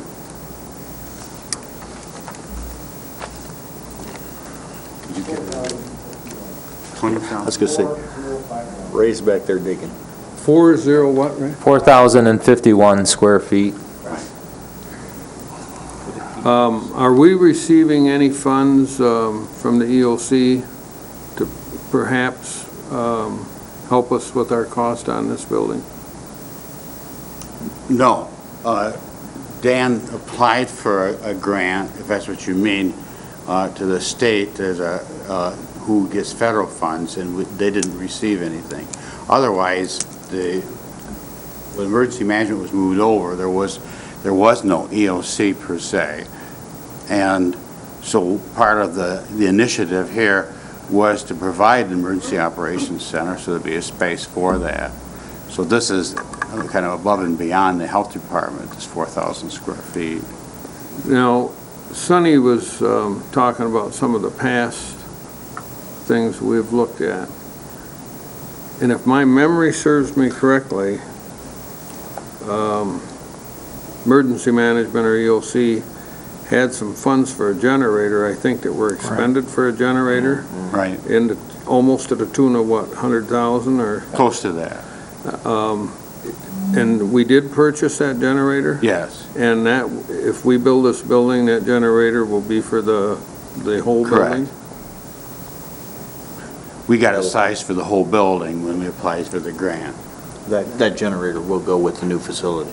It what? It will go to the new facility. Okay, well, thank you. Bob, and then Jason. I'm just curious how many more grants might be available, and, you know, have we looked around other counties in the state that, you know, how much of their buildings are being granted, or maybe even nationwide, maybe federal grants? Have we expended that? I mean, have we looked at that exhaustively? Well, when I started the process, I went down to Kellogg and then I talked with the folks at Kresge Foundations. Kellogg used to be in the business of building health departments years ago, but they don't do that anymore. They're more programmatic. They then referred me to Kresge Foundation, and I talked with them. Kresge will match donated funds. They won't match governmental funds. And we were not in a position to raise funds till we got approval to have a building, so we didn't really. We also explored Homeland Security funds. Their allocation to the state was cut by 75% this year, so that we were not successful in getting any of those. We also talked with Representative Camp's office and Senator Levin's office. Macomb County received funding, almost $400,000 for an EOC building in an earmark. Well, we know earmarks are gone by the wayside, and so we were told that at this point in time there would be no possibility of getting any earmark for those funds as well. We applied to the state for through WIC for funding for the WIC clinic area, but the state did not apply to USDA for the overall grant. The WIC just to expand on that, the WIC program has some annual infrastructure grant money that, we may be able to apply for, but it's, again, difficult for us to pursue anything until we have kind of a plan to base it on. Jason? Well, I'm going to support this, and I'm going to support it for the following reasons. We've got an old facility that will require additional maintenance. It's my assessment of the current property is it's been used, but it's highly it's uncomfortable. The layout is uncomfortable. It's hard to get from one point to the other, and inside the building, much less with the parking lot structure. We're talking about a 50-year building, and we're talking about, and albeit it's with some financial mechanics that we could use just to put money back in the general fund, but we're being told it's being advised that at this point, given current rates, we're being advised that it's revenue or cost neutral, and then we have on top of it the possibility that the director has mentioned prior to this meeting, is that with that additional space and the additional facility, there might be some opportunities for additional revenues within the department. It's kind of a win. And then we get a nice brand new shiny facility that has some real possibility. And we're going to need it anyway. So, Commissioner Redmond? And staff, Dennis, and we do have, my understanding from past representation, that Dental Clinics North said they would sign a 20-year lease, or what type of lease agreement are we looking at upon the approval and construction of the project? Yes, it was 10-year, but yeah, we have a letter on file that they're agreeing to that. A 10-year lease? Yeah. Yeah, we would, I think, would like to have incorporated in your motion language to actually sit down and do a formal negotiation with them. We've had discussions. We have not, until we determine exactly, the cost of this building, and, we don't have a firm rent figure with them.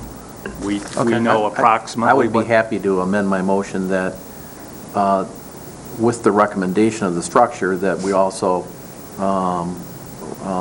request staff to go back and negotiate upon the completion of negotiate a rental lease contract with Dental Clinics North in order to move forward with the start of the construction of the project. Acceptable to the staff and to the board. Acceptable to the seconder? Yes. Okay. All right. Let's vote for the interest rates go up. Okay, well, I just have a couple quick comments. I will support this also. Honestly, I only got this copy of all this financial stuff, shortly before the meeting, but I know that we're not going to take final action for 2 weeks, so I'm going to, spend that time looking at it and, making some phone calls and so forth. But there are a couple things as well. The discussion of the fund balance for the health department. Now, I've been here about 3 years, and the fund balance number is higher than it's ever been in my brief time. And originally, I think when I first came on board, it was only like about $700,000 or $800,000. And a lot of this is because of the delayed, reimbursements from Medicaid and Medicare. But the point is that it is healthy right now, and so that's a good thing. The other thing is that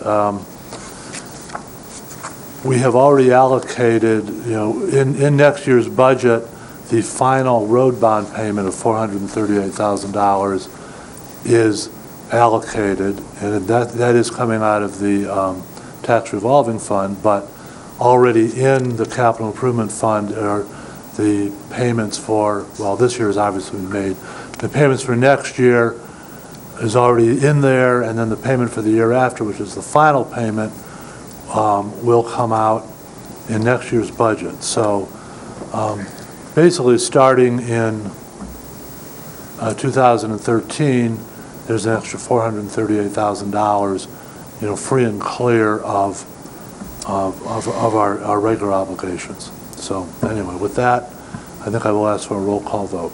Can we, I'm sorry, do you have one more can comment? you read the motion? It's No, got a I'm lot sorry, of... I can't. I will Seriously, it was quite lengthy. Let me just read back the motion. I got it here written down. If I can find my notes with your amendment. While you're searching, I'll voice my concern is that there's so many moving parts that... I had them all listed. That, if interest rates changed or if we can't come to a favorable rental agreement, there just seems like a lot of possible movements that could happen that might cause us to reconsider or... What did I do with it? Deal. Take a second look at things. But while Larry, are you done? I'm sorry. While He's Larry still is looking, Commissioner Maxwell? Oh, here it is right here. Okay. Are you ready for me? Yeah, go ahead, read it. All right, motion was my motion was to approve the staff recommendation on the financing plan of the Health Department building located on Lafreniere Road, where we presently own acreage.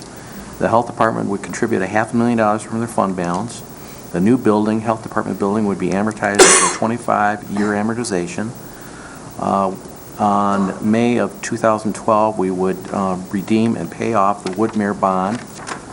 On May of 2012, we would refinance the Hall of Justice Court building to lower the debt service.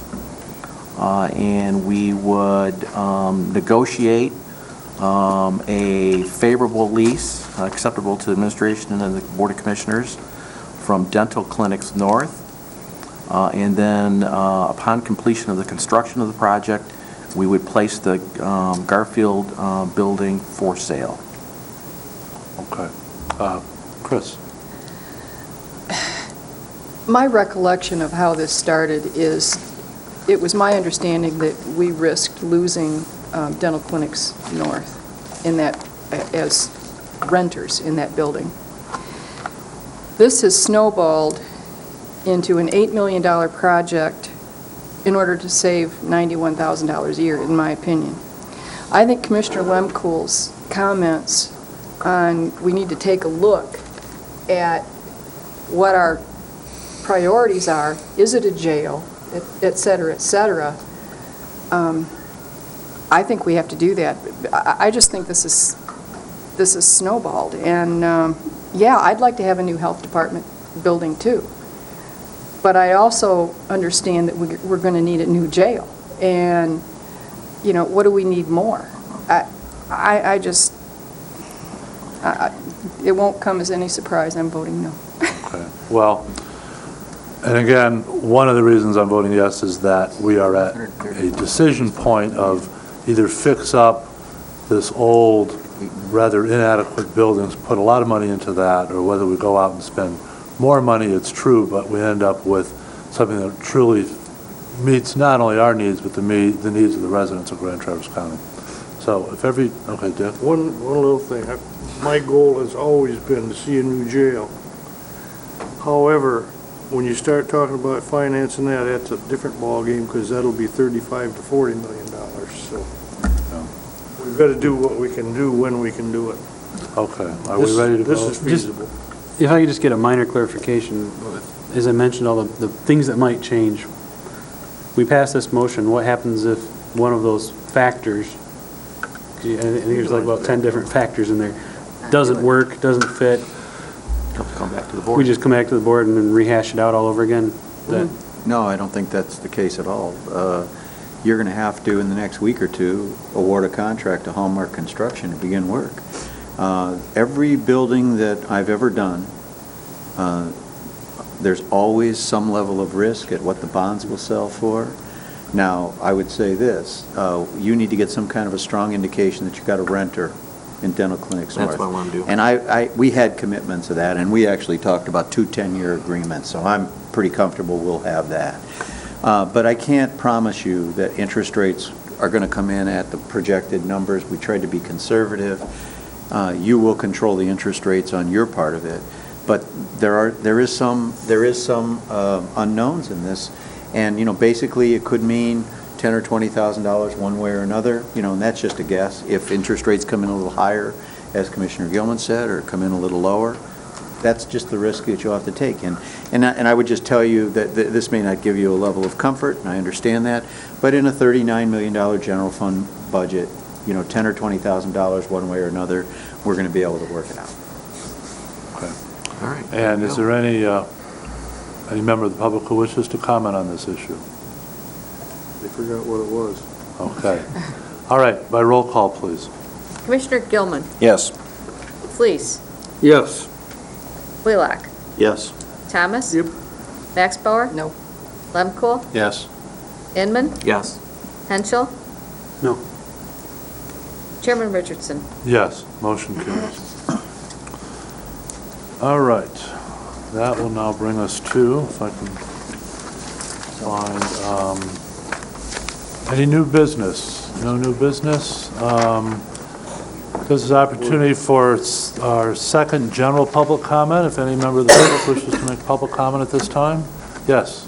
I'd like to ask this gentleman to stand up here. This is Jason Block. He's our new emergency planning coordinator for the health department that's funded through the Centers for Disease Control. He comes from Wayne County. He worked for both the Wayne County Health Department and the Department of Emergency Management, right, with Wayne County, and he started here a few weeks ago, and he's just on board, and let's just see his face. Okay, well, welcome to Northern Michigan. Yes. He's got to get a heavier coat. Probably be the last meeting he comes to, too. I just want to point out that our engineer on this project, Gary Nealis, is here, and there were some questions raised about geothermal, use of geothermal, and he sat here all night. I just wanted you to be aware he's here if anyone has questions for him. Jason, did you have some questions? Well, we got this nice handout here, and the per BTU cost. It's hard to believe that some of these other. Mr. Nealis, if you would introduce yourself and sit up at the table here. Ray, you must have come along. Come on, Ray. Ray?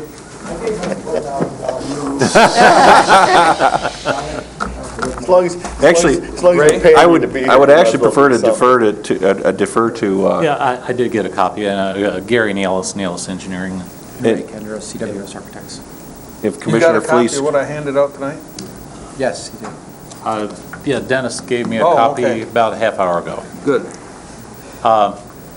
In looking at that, I agree exactly with what he's saying there about what's the best system. It depends. The system we have originally designed for this building is a heat pump system that uses a closed loop, and to add heat to the system, we had high efficiency boilers. To remove heat from the system, we had it's called a fluid cooler device that sits outside. We had an option to use geothermal, which means to add the heat and remove the heat, we used the ground. And that was an expensive, around $150,000 add to do that. Now, then the efficiency of the system, that would save some money, but I think some figures were shown to you that it's beyond 25, 30 years.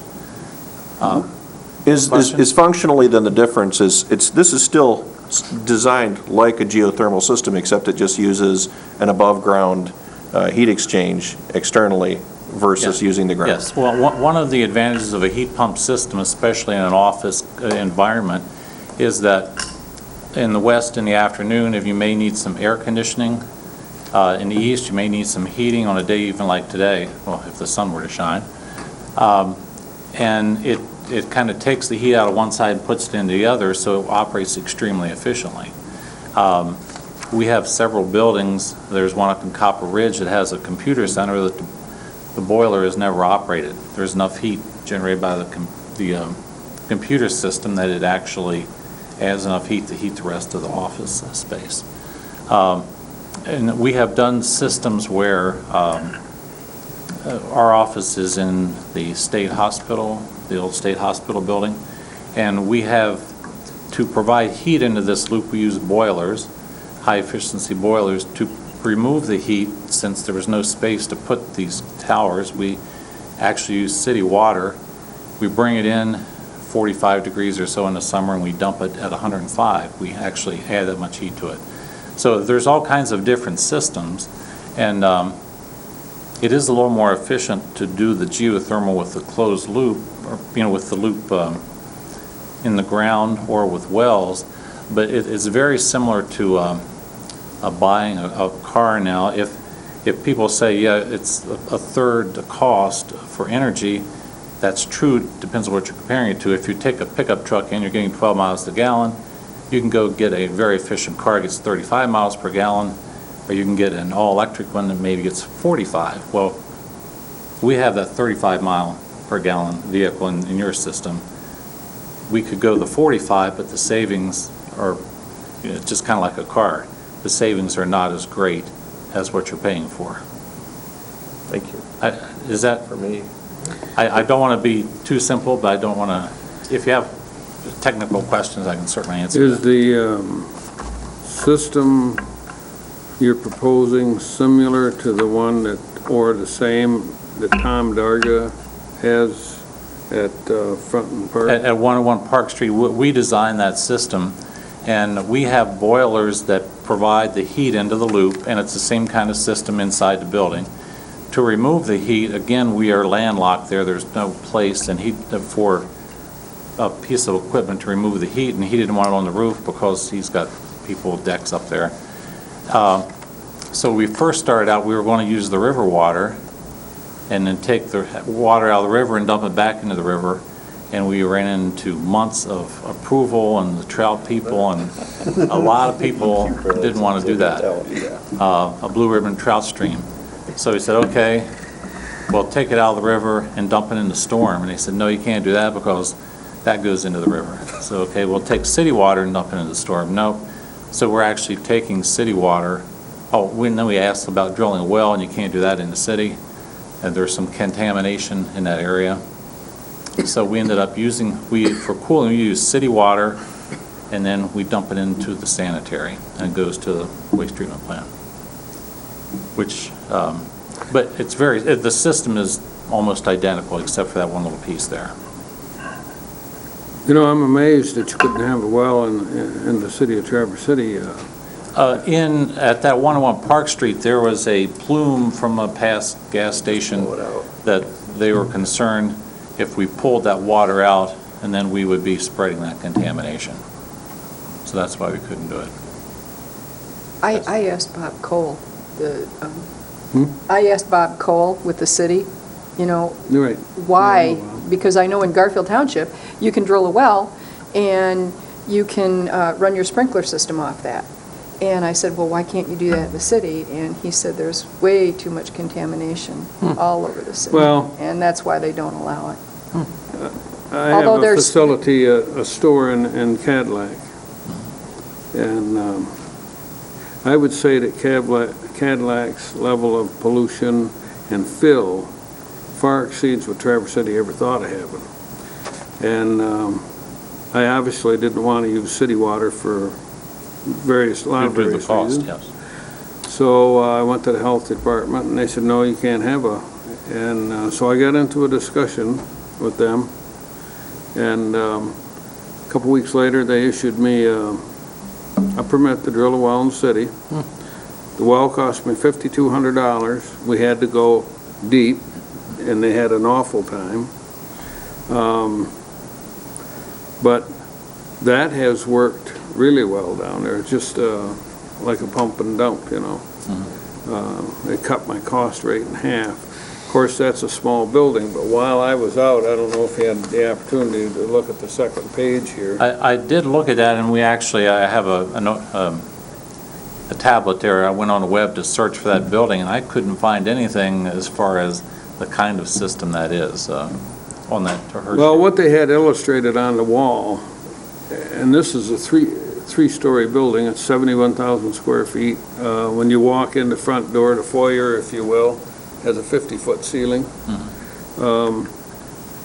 But it looked very similar to the systems I have in my businesses in my home. And they really extolled on how efficient it was. But I just brought up the question, and I'll certainly, if you want to kind of go over some of the technical details, I can certainly go over some of that with you. And no, that wouldn't be necessary, because Tom Darga took me through and showed me his system, and, you know, I understand it, and that's fine, I guess. And I understand what you're saying about the automobiles and the gas mileage, too.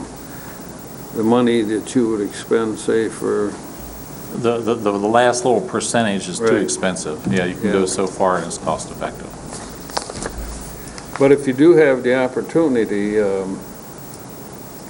see, I did ask them for some further information, but they've not responded yet, you know, on their system, specifics that I could have presented in print tonight. But, From Hershey? From the building there in yeah, Hershey? from the building in Hershey there, which is the Antique Automobile Association of America. Right. And that really is a super building, and it's first class. But I appreciate Ray bringing you down and allowing us to talk to you. Well, thank you. All right, thank you very much. Thanks for coming, guys. All right, Commissioner committee reports? Sonny? Well, I just would like to mention, I think they all snuck out more or less, but Larry and I attended the Michigan Townships Association and Planning Awards Banquet last week. And John Syke was awarded the Roger Williams Professional Planner of the Year Award. Luke Holter received the Frank Purvis Stewardship Award. And Bill Rokas received an award of excellence, and I'm sorry I didn't write down the notes as to exactly how it was titled, but, you know, the county and their staff were very well represented and very well acknowledged, and, you know, I wanted to make sure we publicly recognized those gentlemen tonight for their services to our community.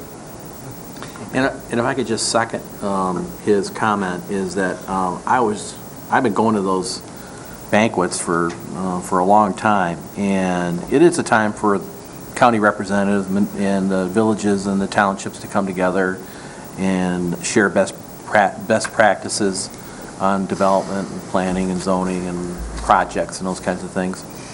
But you could tell the atmosphere at that meeting was such that there was such an appreciation between the relationship of county planning and their cooperation and involvement in the housing, in the land bank and the EDC and the brownfield, and how they've been an integral part working with local units of government to assist them in some of these renovation projects and cleanup projects. That, you know, the overall theme for the evening was, you know, how well we've all worked together for the good and common cause for the citizens of Grand Traverse County, and how much we all appreciate the relationship that we have together and how well we work together. All right, any notices and announcements? Yeah, notices, tomorrow morning at 10 o'clock, the Frankie Road will have the ribbon cutting. We'll be in front of,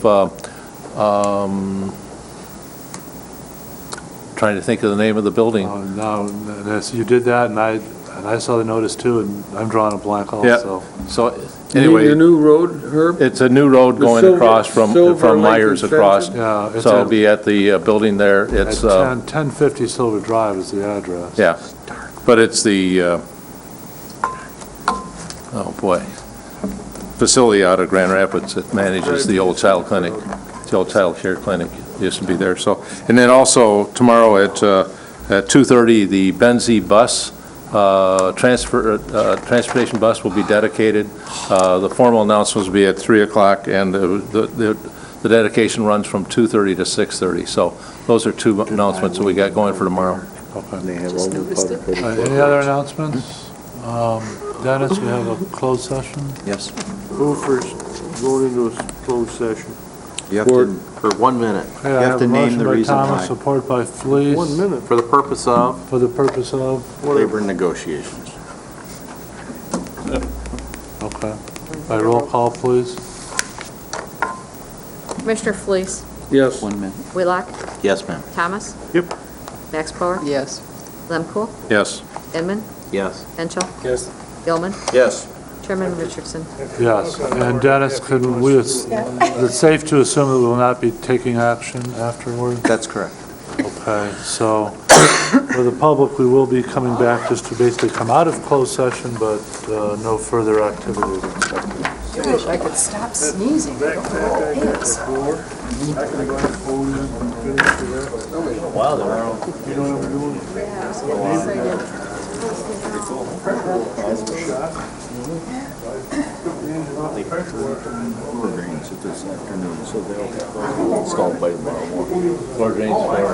Oh, did you? Oh, cool.